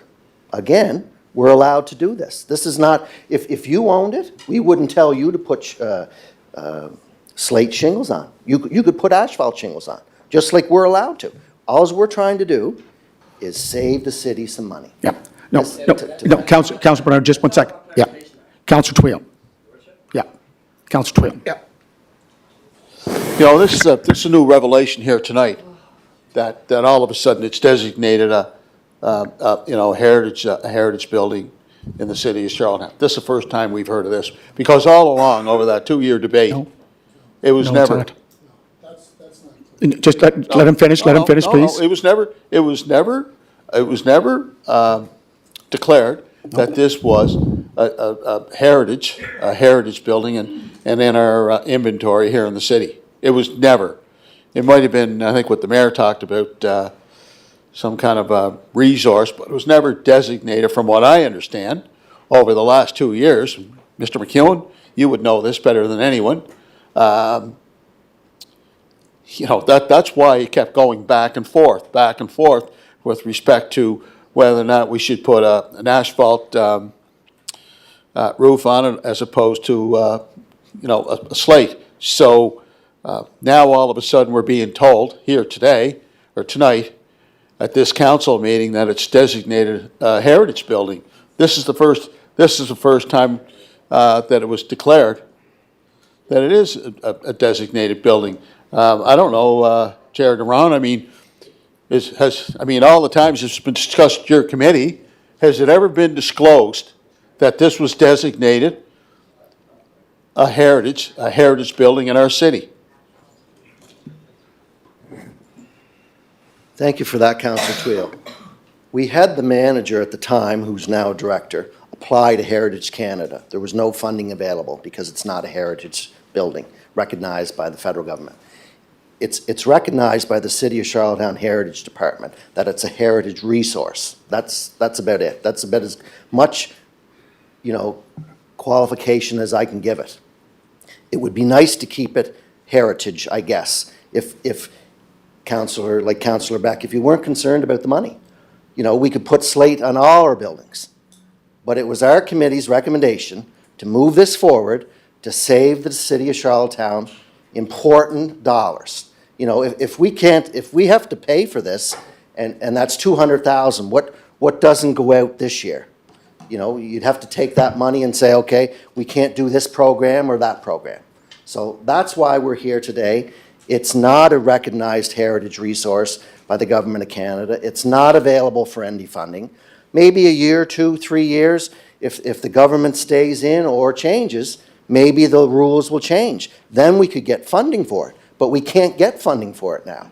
So that's the reason why we said, let's put a roof on it for 30 years, and then if funding becomes available, you know, federal funding, free money, you know, for infrastructure at that time, maybe we'll do it then. Yeah. But for now, we're not paying, or we're not spending the taxpayers' money. And that was the recommendation of our committee at this time. Councillor Beck. Yeah, just for clarification, it was clarified before that the whole National Historic Site Heritage Resource, Todd did clarify all that before. That came up when we originally discussed the fake slate roof. Correct. Which Richard, as manager of water and sewer at the time, came to us and said, basically, this is a reasonable accommodation, is kind of what Richard was proposing at the time. And then that sparked a discussion. So all that, this is not a revelation or revelatory information. This has been shared, it's been discussed at our Heritage Board, it's been brought before council that this is a Charlottetown heritage site. Yeah. And to compare the original pumping station of Charlottetown to a storage shed, I think, is a disservice to that site itself. This was, if we think of the Great Fire in 1888, this is what prompted the whole creation of the water pumping station. Yeah. Because of the Great Fire that we had in the city. So it's not simply a building. It's a valued heritage resource. And I'm going to reiterate my point again. If we want to be, we want to consider ourselves a heritage city and pride ourselves and benefit from, and we have to be modeling what we're looking for. That's why I think we should be not supporting this motion here tonight. I recognize that there's $100,000 as opposed to $270,000. I've read all the information myself. Some things come with a cost. And if you want to do business, sometimes you can buy the cheap dryer, or sometimes you can buy the little more expensive dryer, and you can get effectively the same thing. One's a little, anyway, it's apples and oranges. But I recognize there's a cost to being involved. in heritage properties. So anyway, I stand by my original decision, and I will not be supporting that motion. Councillor Drown. I understand all what you're saying, but Councillor Beck, you have a property that's fallen down in your area that hasn't been repaired. So are we going to put slate roof on that? Are we going to put, all the money doesn't matter, just do it? There's a receiver building down there that was involved in the railroad station. That has an asphalt roof. We didn't recommend at that time to put a slate roof on it. All these buildings down there that on the waterfront that have been repaired, they're not being repaired by slate. The city's allowing them to put asphalt on it. So I just don't understand. It's like, okay, the city, as we represent the city, everything we do, money doesn't matter. You know what? Let's just put it on. Don't worry about it. That's the analogy that you're saying. No. We're allowed to do this. No. We can save the taxpayer money. Down the road, if we get funding, then we'll all come back and say, here, let's get the funding and do it. I just don't, you have your opinion, I have mine. I just respectfully say, well, let's vote on it and let the chips fall where they may. Councillor McAleer. No, there's good debate on this, obviously, pretty contentious. Don't disagree with Councillor Drong. Let's vote on this, I guess, get it over with. Councillor McAleer, it's been questioned by Councillor Drong. This is your third time. You have to sit down. Okay. Okay. Questions called. Now, hold on.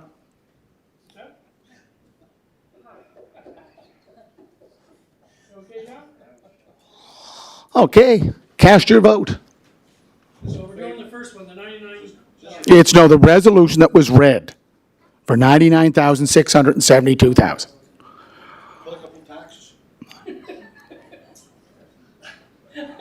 Just make sure you press the right button.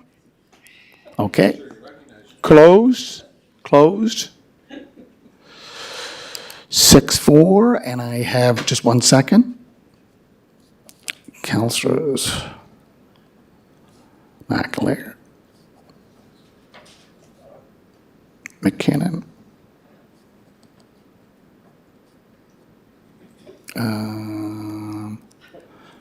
Bernard, and Beck.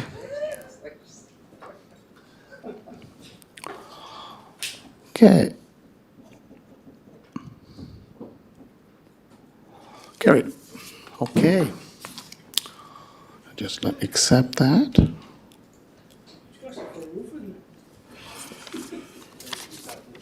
Okay. Environment and sustainability. Jessica Corkum-Grill, can you come up, and Councillor Terry Bernard from Ward 10. Thank you, Your Worship. Thank you. The Environment Sustainability Committee, Your Worship, met on October 28th. Minutes are, as usual, in your package. We have 4 resolutions for council consideration. A couple of highlights, Your Worship. The capital areas municipalities received 3 new buses in October. So, for people who don't know, the majority of our buses that we use now for transit are 2006, 2007. And when we bought them, they were refurbished. They were secondhand. So we have 3 of the new ones that had arrived, Your Worship, in October.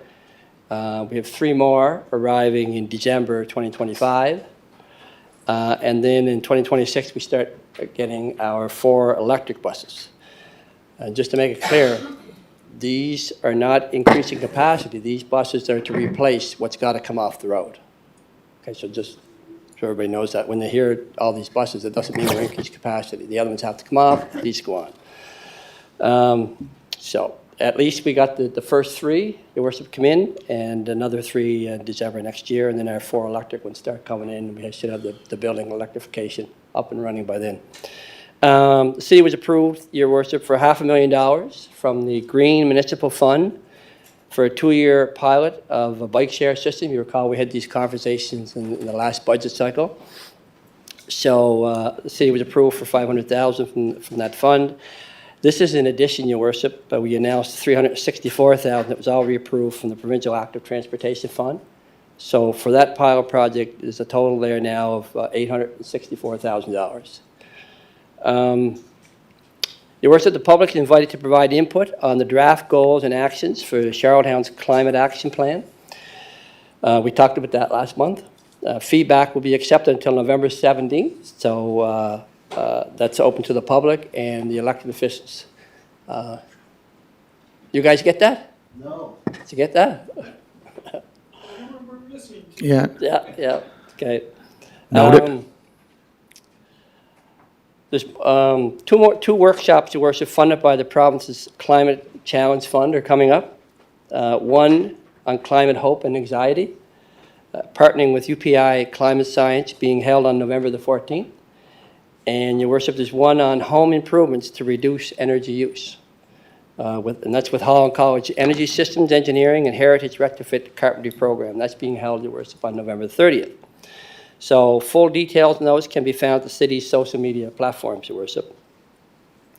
Also, Waste Reduction Week ran from October 21st to the 27th, featuring events, promotions, encouraging residents to reduce waste. So the week culminated in a Fix-It Fair where residents brought a total of 55 items for repair. Skilled volunteer fixers successfully repaired 75% of them. 75% of them, preventing them from ending up in the landfill. So it was successful, Your Worship.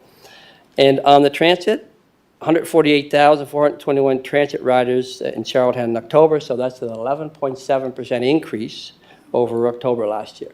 So, Your Worship, our transit in 2024 has had over 1.2 million riders in Charlottetown. So, continues to grow. So, Your Worship, like I said, there's 4 resolutions for council consideration. I'll do my best to answer any questions. Any questions? Councillor Trahan. Thank you, Mayor Brown. I just didn't catch those numbers on the active transportation. Are those for bicycles? Is that what you were saying? Could you? The was that pilot in the program that we report? talked about, yeah, for bike share system. Okay, so that wasn't in the report, right? What's that? I couldn't read that in the report. That wasn't in the report. No, was it? no, this is just that they've got funding approved from the Green Municipal Fund, Okay. and it's on top of the funding that we had already gotten from the Provincial Active Transportation Fund. So what are those numbers again? I was told. 500,000 for the Okay. Green Municipal Fund. Yeah. And 364,000 from the province, so 864,000 total. And this is for a bike share program? If we go down that road, yeah. So it'll come back to committee for discussion? Definitely. Oh, yeah. Okay, well, Yeah. like I said, it wasn't in the report, I didn't know anything about it, I sit on the committee, but those are big numbers, so I just wanted to be sure I got it Council- right. Councillor Bernard, I think, can Jessica just add something to it? yeah, go ahead, Jessica. Jessica, can you? Thank you, Mr. Chair. Just to add to that, so council signed a resolution a few months ago granting us permission to apply to FCM for that funding, and the details were provided in that report of the program. So it's a bike share program to put bikes for rent throughout the city for residents and tourists to use. So that report did come forward. Since then, we've got the results of that in favor of the city, so I put that in the speaking notes to give you an update that did move forward. It would go out for request for proposals. In the report, it outlined our next steps would be to put the service out for request for proposals and then come back to council at that time. Okay. Resolution number 1, I believe. 2, 3, and 4. Moved by Councillor Bernard, seconded by Councillor McKinnon. Be it resolved that council accepts the bid from Nova Bus for 4 battery electric buses in the amount of $6,346,014.51 before tax. And whereas $312,270 before tax was previously allocated for this project in the 2024-2025 capital budget, through ICIP funding, an increase of $775,308.38 before tax for the City of Charlottetown's share of T3 capital expenses is approved, and that the Mayor and CAO are hereby authorized to execute standard contracts and agreements to implement this resolution. And Councillor Bernard, just on that, both Stratford and Cornwall will be increase in their capital contribution to the e-buses? Okay. That's correct, Your Worship. Stratford's will be $155,061, and Cornwall's will be $103,374. Councillor Twill.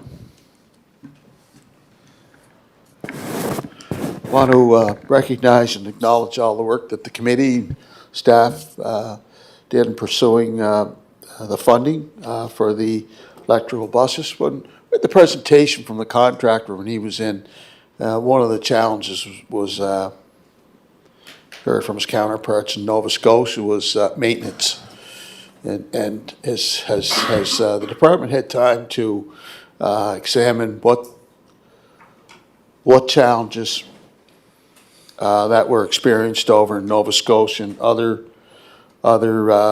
municipalities, other jurisdictions, say Atlantic Canada or across the country, and what is the anticipated, I guess, counter to dealing with these challenges? If you look back over the last year, some of the school buses in the province, they experienced difficulties too. So I'm just wondering, is there a plan built in to be able to deal with maintenance issues, and what is the expected turnaround time? I think it's a great resolution. I support the resolution. The only questions and concern I have is with regards to maintenance and turnaround time and the cost of the maintenance. And who actually does the maintenance? Will it have to come in from out of province, or do we have the people here to be able to do the maintenance work? Councillor Bernard.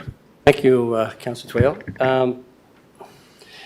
Yeah, that's why I said earlier about the electrification building that's being up to par by the time these buses come in. It'd be the same as our diesel buses that we have on the road now.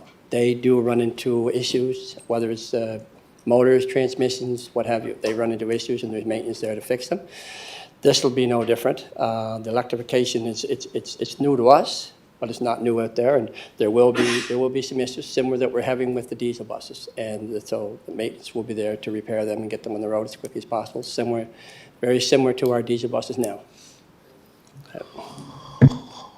Okay. I guess the question was called. Just one second. Okay. Open. Please cast your vote.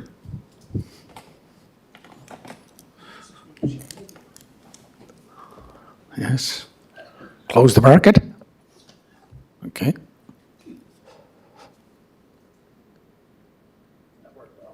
Oh, no, it's technology. We're catching on, right, Tracy? It's going well. Okay, accept.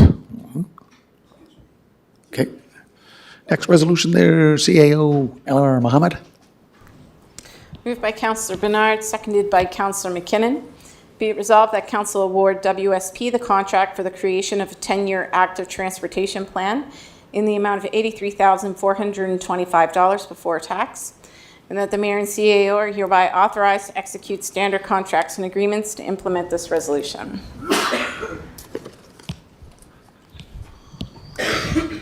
Councillor Twill. Just a question with respect to the plan. I don't believe the plan has been finalized, so there's going to be an opportunity for residents in our city to be able to participate, and we as councillors as well, to come in with recommendations for the plan. I know that particularly in the older parts of the city, residents have been stating for a number of years now, we've got to make some inroads and making active transportation pathways a reality, particularly going west towards the east. There's many challenges, as you know, so I'm hoping this plan will be able to focus in on the older parts of the city as well as the outlying areas of the suburban communities. I think it's imperative, important that we also concentrate in the older parts of the city, because I know I've talked to residents that are you know, they're saying we need to have safe cycling lanes in our neighborhood, in our communities as well. So I just wanted to bring that to the forefront. Councillor Bernard.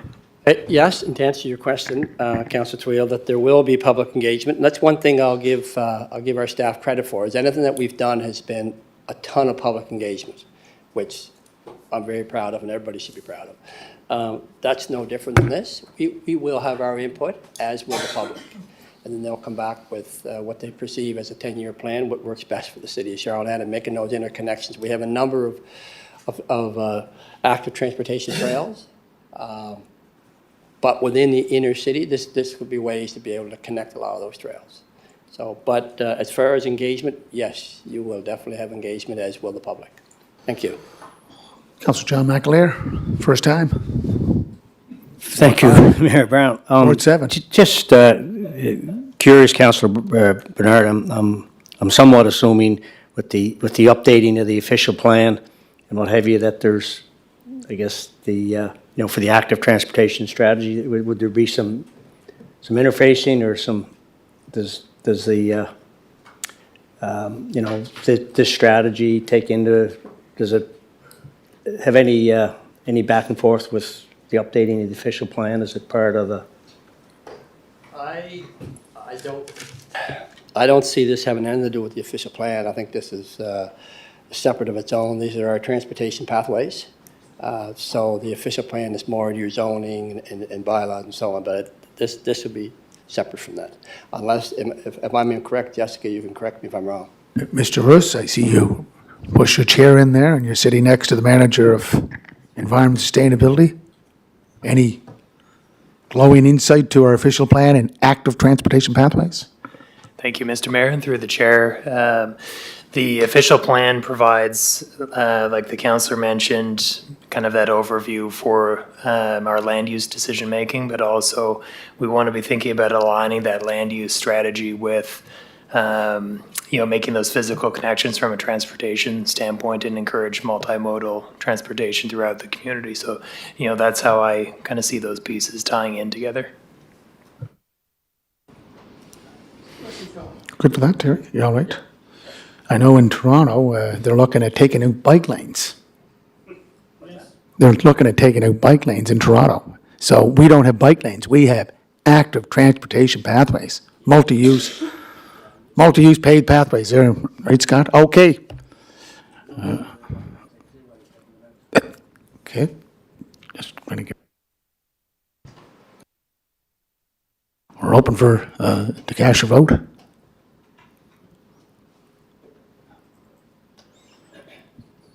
All in? Okay. 10-0. Carried 10-0. Okay. CAO, next resolution. Moved by Councillor Bernard, seconded by Councillor McKinnon. Be it resolved that council directs staff to engage with their provincial counterparts to explore options for a province-wide transit governance framework, and that the mayor and CAO are hereby authorized to execute standard contracts and agreements to implement this resolution. Questions called? Okay.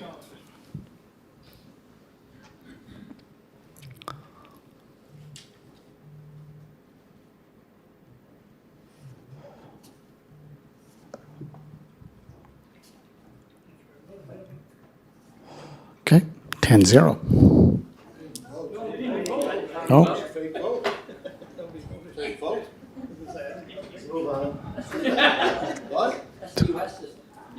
Oh, no, we're Canada. Opened, please vote. Cast your vote. That was Eleanor.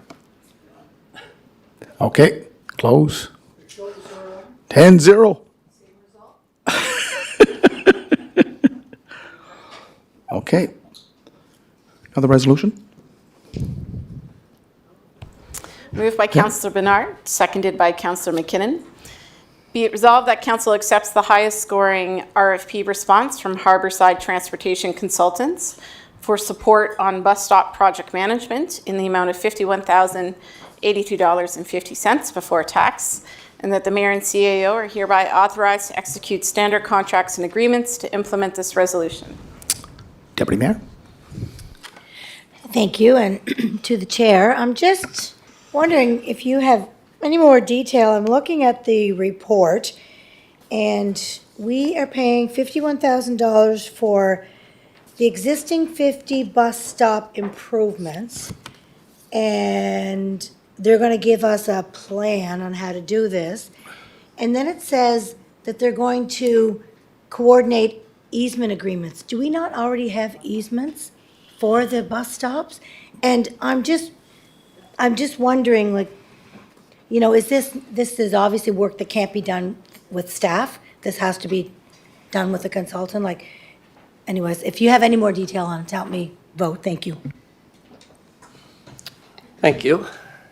So the whole idea of this is to improve our bus stops that we have and probably make recommendations for more, but it's basically to make a lot of improvements. So that could be sight lines, that could be underground wiring, that could be any of that stuff that we want to, where right now there is no bus shelter and we have increasing demand to get on the bus. So that may be an area that we want a bus shelter put in. The staff have the background and the time to be able to see if there's underground wiring there. What else do they look at? Site views, the grading, culvert needs, stuff like that. So I think this is a good idea. It's best to go out and let the experts look at it and come back and make recommendations to us for our staff, could take it from there. And I know, Councillor Twill, you're probably going to be asking in another minute there about, you know, would you have any input into any new bus shelters? Well, yes, you will. We continue to have that. So but this is to go out and have some experts be able to look at a number of our spots for making improvements.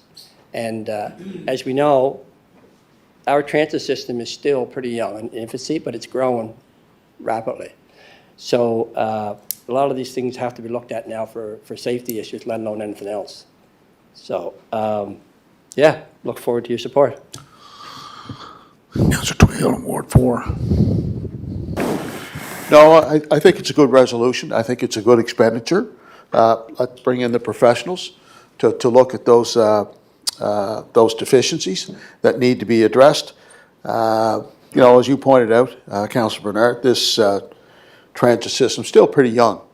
And sometimes when people move here from other cities and they try to rate our transit system, you have to remind them it's not that old. You know, they've come from cities where their respective transit system has been in existence for 80 years and longer. And hers is what? Is it even 3 decades? I don't even think it's 3 decades. 2005. 2005, you're right. 19 years. 19 years. So 19 years, if you look at the growth and development in terms of participants, the growth and development of the infrastructure, growth and development of the buses that are on the city streets, and the growth and development of particularly the transition from diesel to electric buses, I think the city should be very proud of the progress that has been made here in recent years for a relatively young system. So, no, credit to you and your committee and department. James, that's a quote. Thank you, Councillor. Thank you, Councillor Twill. Question called? Okay, Councillor Ramsey, Councillor, question called.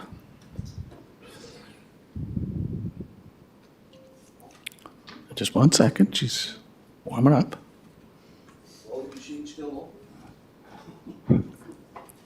She's all open to vote. Cast your vote, please. Only once.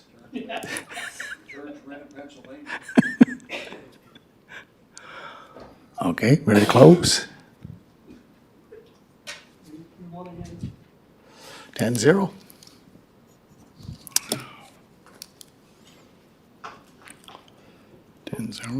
Carried.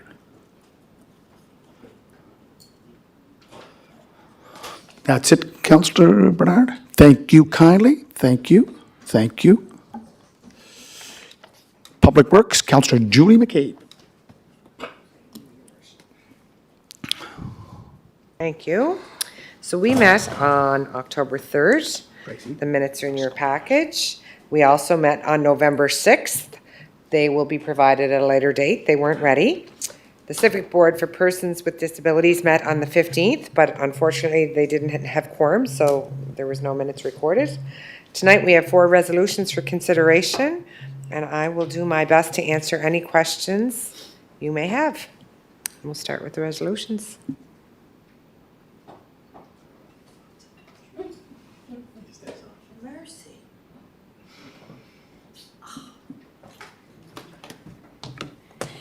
Okay, CEO Mohammed, you can read the first resolution. Mercy. Thank you. Moved by Councillor McCabe, seconded by Councillor McAleer. Be it resolved that as per the conditions of the public request for quotes for traffic signage and posts, the submission of MarTech Signalization Incorporated in the amount of $53,589.21, plus all applicable taxes for the traffic and street name signage component, and the submission of 9030-5814 Quebec Incorporated Spectralite in the amount of $40,192.50, plus all applicable taxes for the signpost and the hardware component be accepted, and that a budget transfer from the Public Works capital account for new traffic lights to the account for signage upgrades in the amount of $18,781.71, plus all applicable taxes be carried out, and that the mayor and CAO are hereby authorized to execute standard contracts and agreements to implement this resolution. Questions called?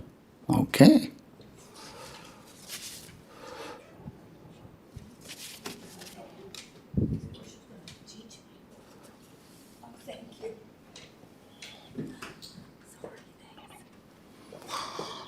Okay, it's open. Cast your vote, please.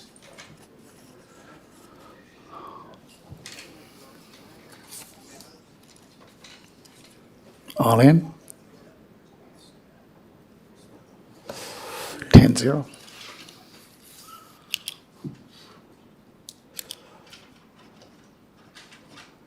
Carried. Okay.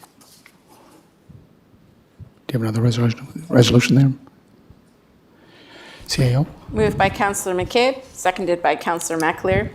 Be it resolved that as per the conditions of public request for proposals for engineering services Grafton Street Master Plan, the submission of WSP Canada Incorporated in the amount of $62,175 plus all applicable taxes be accepted, that the mayor and CAO are hereby authorized to execute standard contracts and agreements to implement this resolution.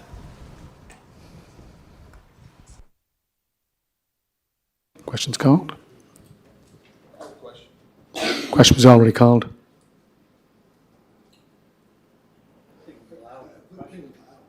You want to allow it? Okay. Allow it. Go ahead, Council. No. Let me just back this up. No, let me back it up. Thank you, Councillor Beck. Councillor Okay, go ahead, Honourable Councillor. member, honourable colleague, thank you for your consideration. Just on the request for proposals for engineering services, Grafton Street.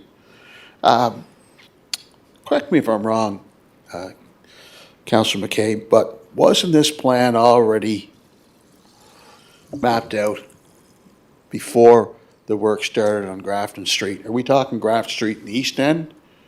Down where all the work that's being done, all the challenges, all the delays, all the things that are happening down in that section of the city? Wasn't this plan already mapped out and put together? And now we're coming in with engineering service to do more additional work? Correct me if I'm wrong. Well, I think we discussed this at committee, but I'll try to reiterate what we already discussed at our committee. No, this is the other end of Grafton Street, so it's moving Grafton from Street West. Grafton West Street. So the work that you're talking about, that was already designed and work has started, and they're doing their best to complete that, but this is for the other end of Grafton Street. Would I be correct in that, Manager Scott?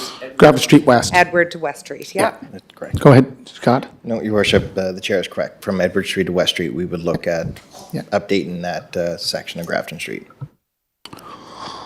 Questions called? Now just hold on now. Questions called? You all right? Just want to make, Councilor Matard? Good. Green light, open. Please cast your vote. Thank you.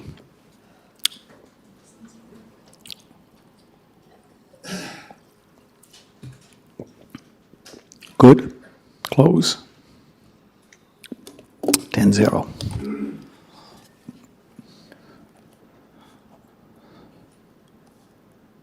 Madam CAO, Eleanor? Your Worship, we'd like to request that the resolution number 3 be pulled from the agenda tonight, as it still needs to go to Finance Committee. So it was included in error. And if we could move on to resolution 4. Okay. Moved by Councillor McCabe, seconded by Councillor McAleer. Be it resolved that the proposal for municipal parking management strategy from WSP Canada Incorporated in the amount of $68,790 plus all applicable taxes be accepted, and that the mayor and CAO are hereby authorized to execute standard contracts and agreements to implement this resolution.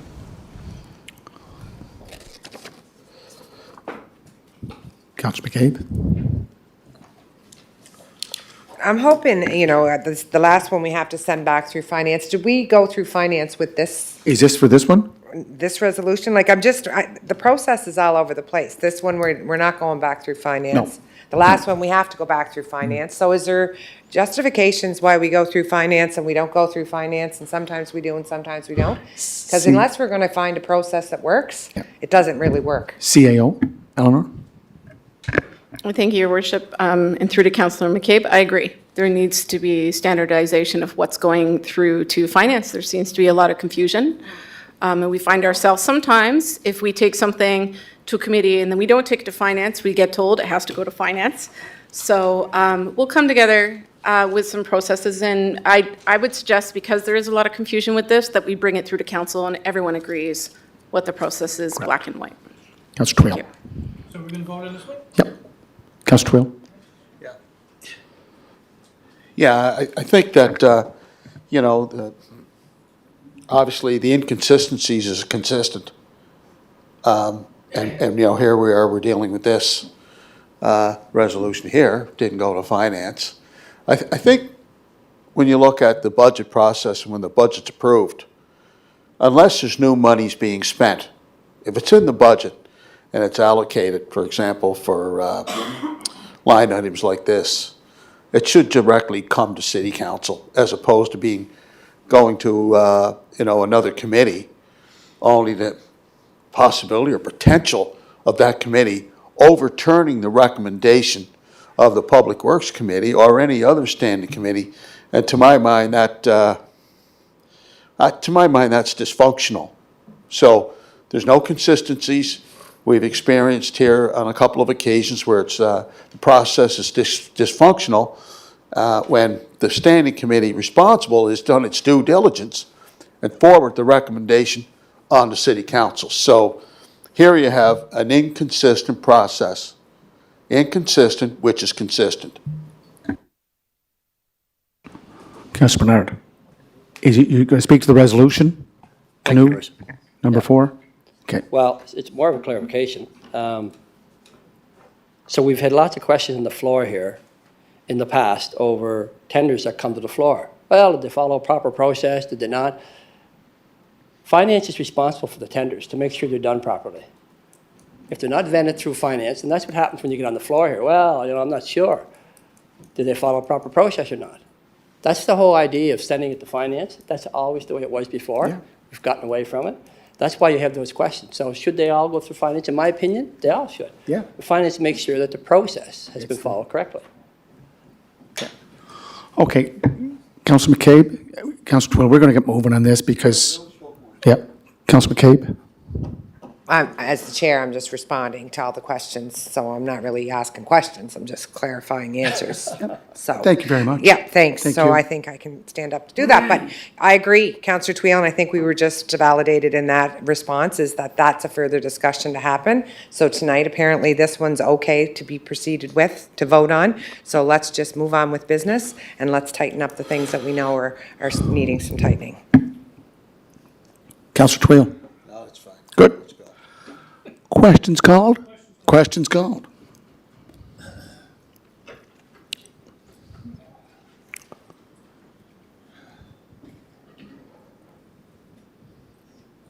Okay.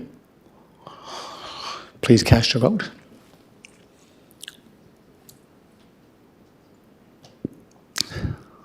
All in? 10-0.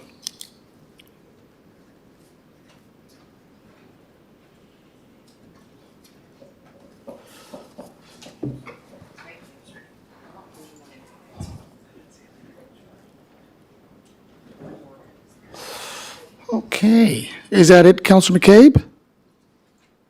That's your report? Okay, 6.9, Finance, Audit, Tender and Administration. Councillor John McAleer. Thank you, Mayor Brown. The Finance Audit, Tender and Administration Committee met October 30th, 2024.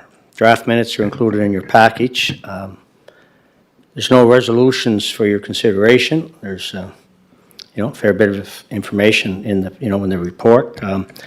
I'll do my best to answer any questions, and failing that, have the CFO, Dan Jenkins, with us, and thank you.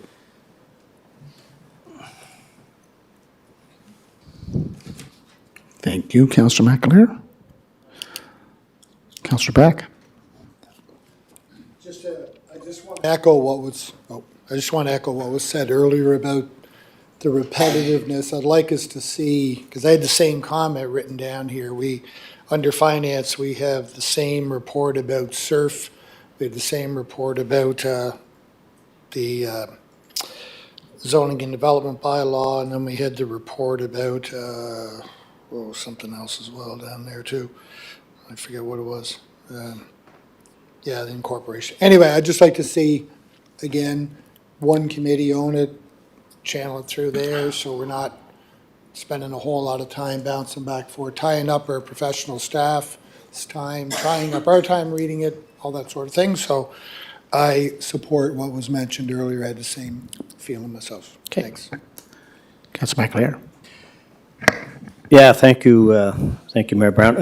We just like to comment and reiterate, as you know, we're starting to go down the road for the 25-26 budgeting year. There's a lot of experienced councillors here that have been, the budget process, I guess, has been old hat. But I'd like to very much encourage you, if there's any improvements or any way that you think that the process can be improved, certainly open to hearing that. There's some budget points in the package, with timelines and what have you. I guess it's always been a process of going through committees and then coming to council. But I certainly.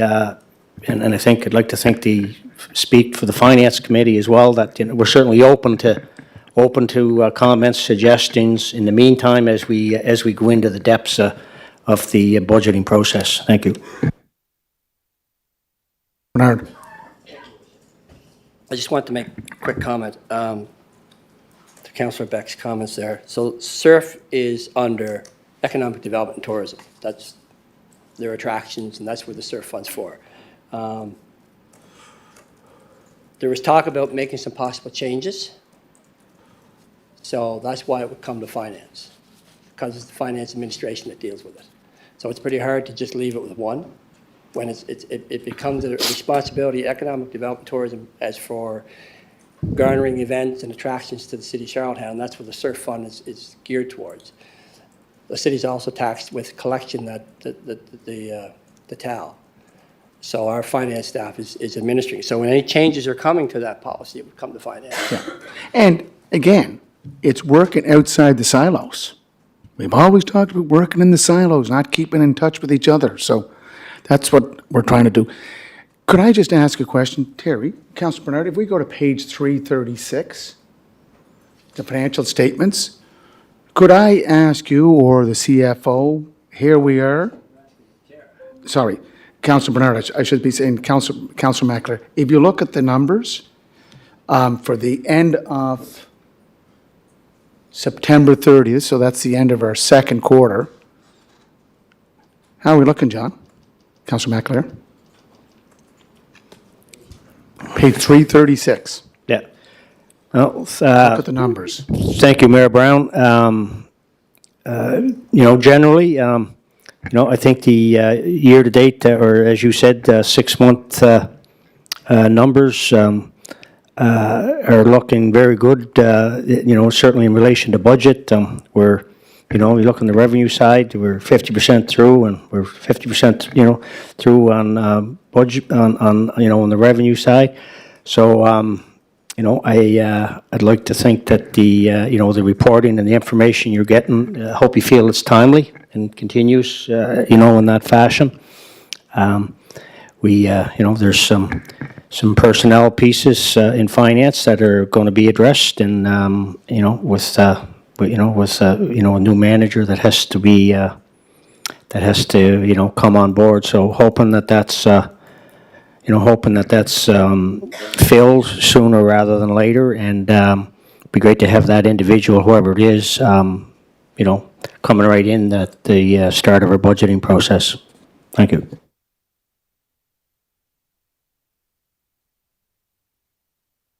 Thanks, Your Worship. I certainly echo Councillor McAleer's comments. We're midway through the year with this financial statement. I wouldn't take all of that to the bank just yet.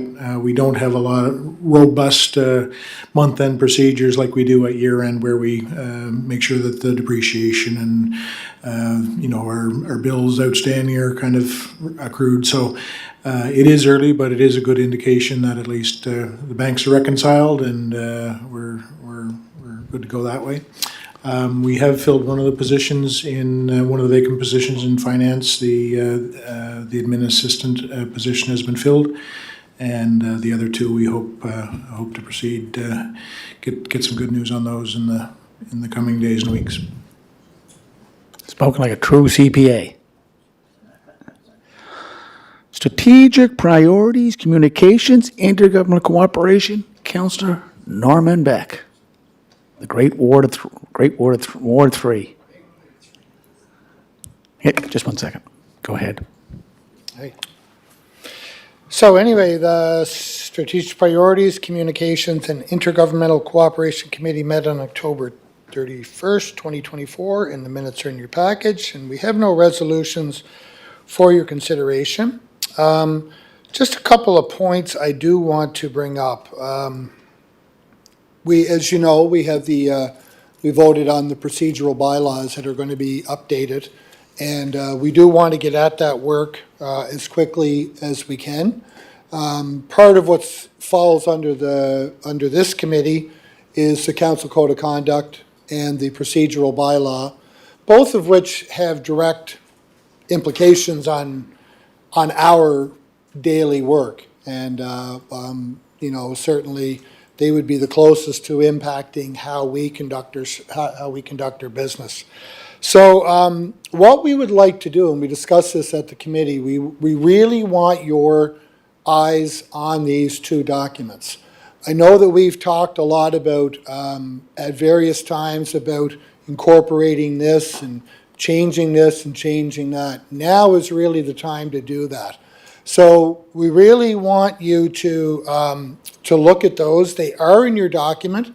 What I will do is I'll send you out an attachment. I'll send them back out at a later time, so you can take them. You can put them on your desktop or whatever, work on them, scribble on them, whatever it is. I'll sit down with Eleanor and Chantal. I try to get a hold of Chantal to get some timelines for getting that back. But we do want to get this moving, so the quicker we can get at that, the quicker we can get that updated. So anyway, be expecting that in the next little bit. Any other questions? I will feel free to throw them my way. Thank you. Councillor Twill. Looking forward to the discussion of notices of motion. I hope I hope the intentions is not to, I don't believe it is to complicate the process any more than it already is. I do personally find it troublesome that you can't ask a question at a council meeting unless it's in the report.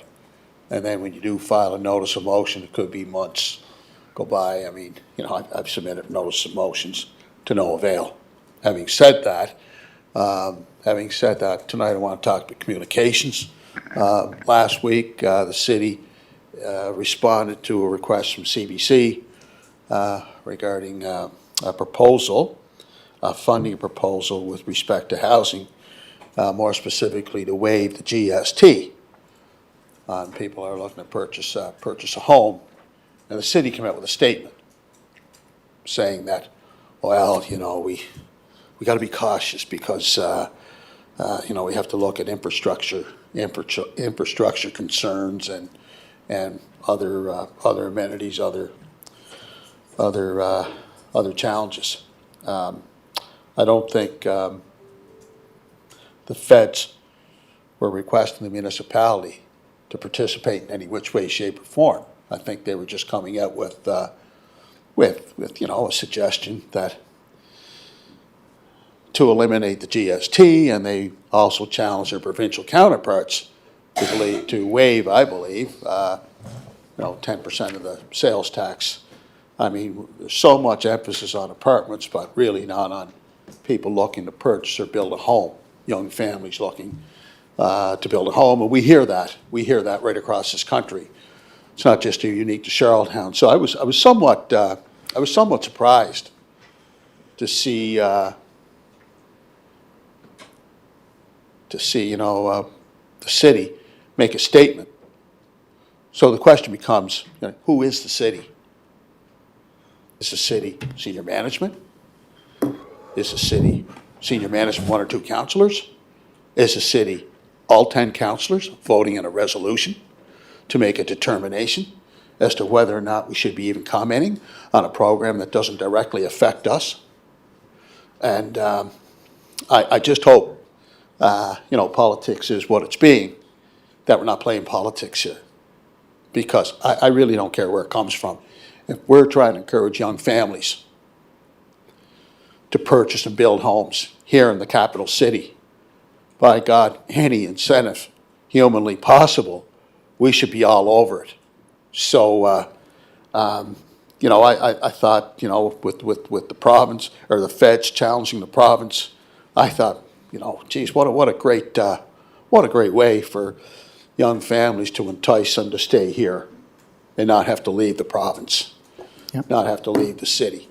So I don't know, how that shakes down, but I think, Councillor Beck, I think we need to look at another policy on how, when the city responds, like who in the city is responding? Who's making these statements? And, if someone in the city wants to respond, I got no problems with that.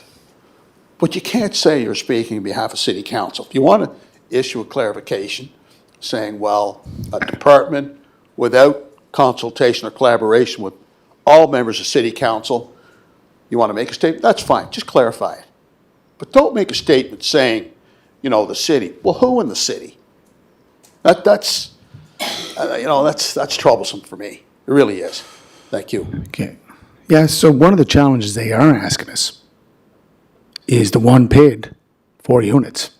That's where we can help out. We don't have property taxes. We have property tax, we don't have consumption tax. None of this is related to your job. I know. That's, yeah.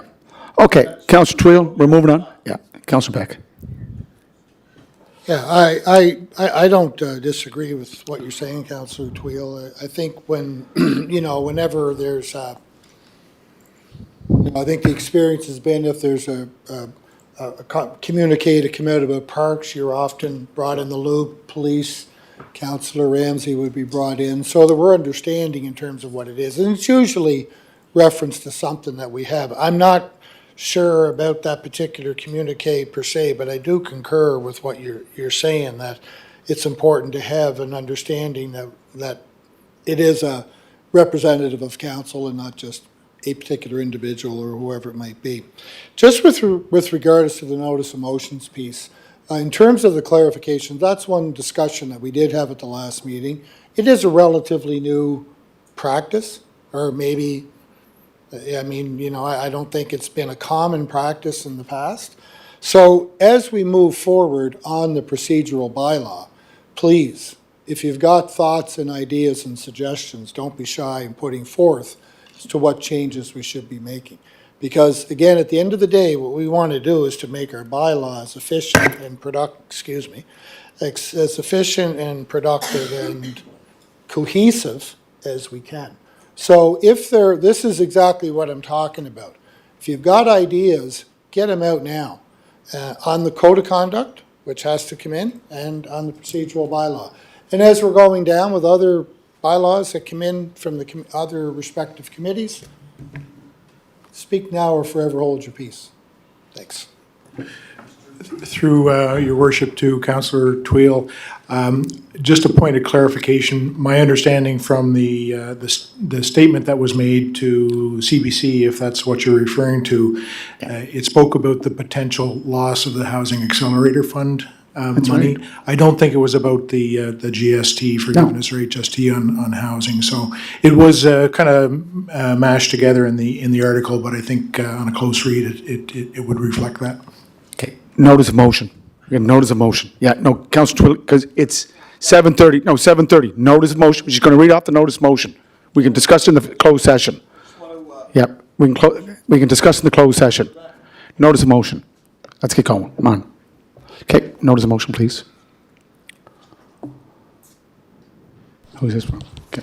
Thank you, Your Worship. A notice of motion has been made by Councillor Justin Matart that City Council postpone a public consultation meeting which was approved by Council on October 10th, 2025 until late January 2025 regarding the amendment of the Eastern Gateway Master Plan in respect to the Comprehensive Planning Area 2, former government garage site, and to amend Section 3.5A of the official plan, Eastern Gateway Waterfront, and to amend Appendix B, Comprehensive Development Area, Parcels, and Permitted Uses of the Zoning and Development Bylaw to permit a community outreach center and an emergency transition shelter for the property located at 15 Park Street, PID 365593.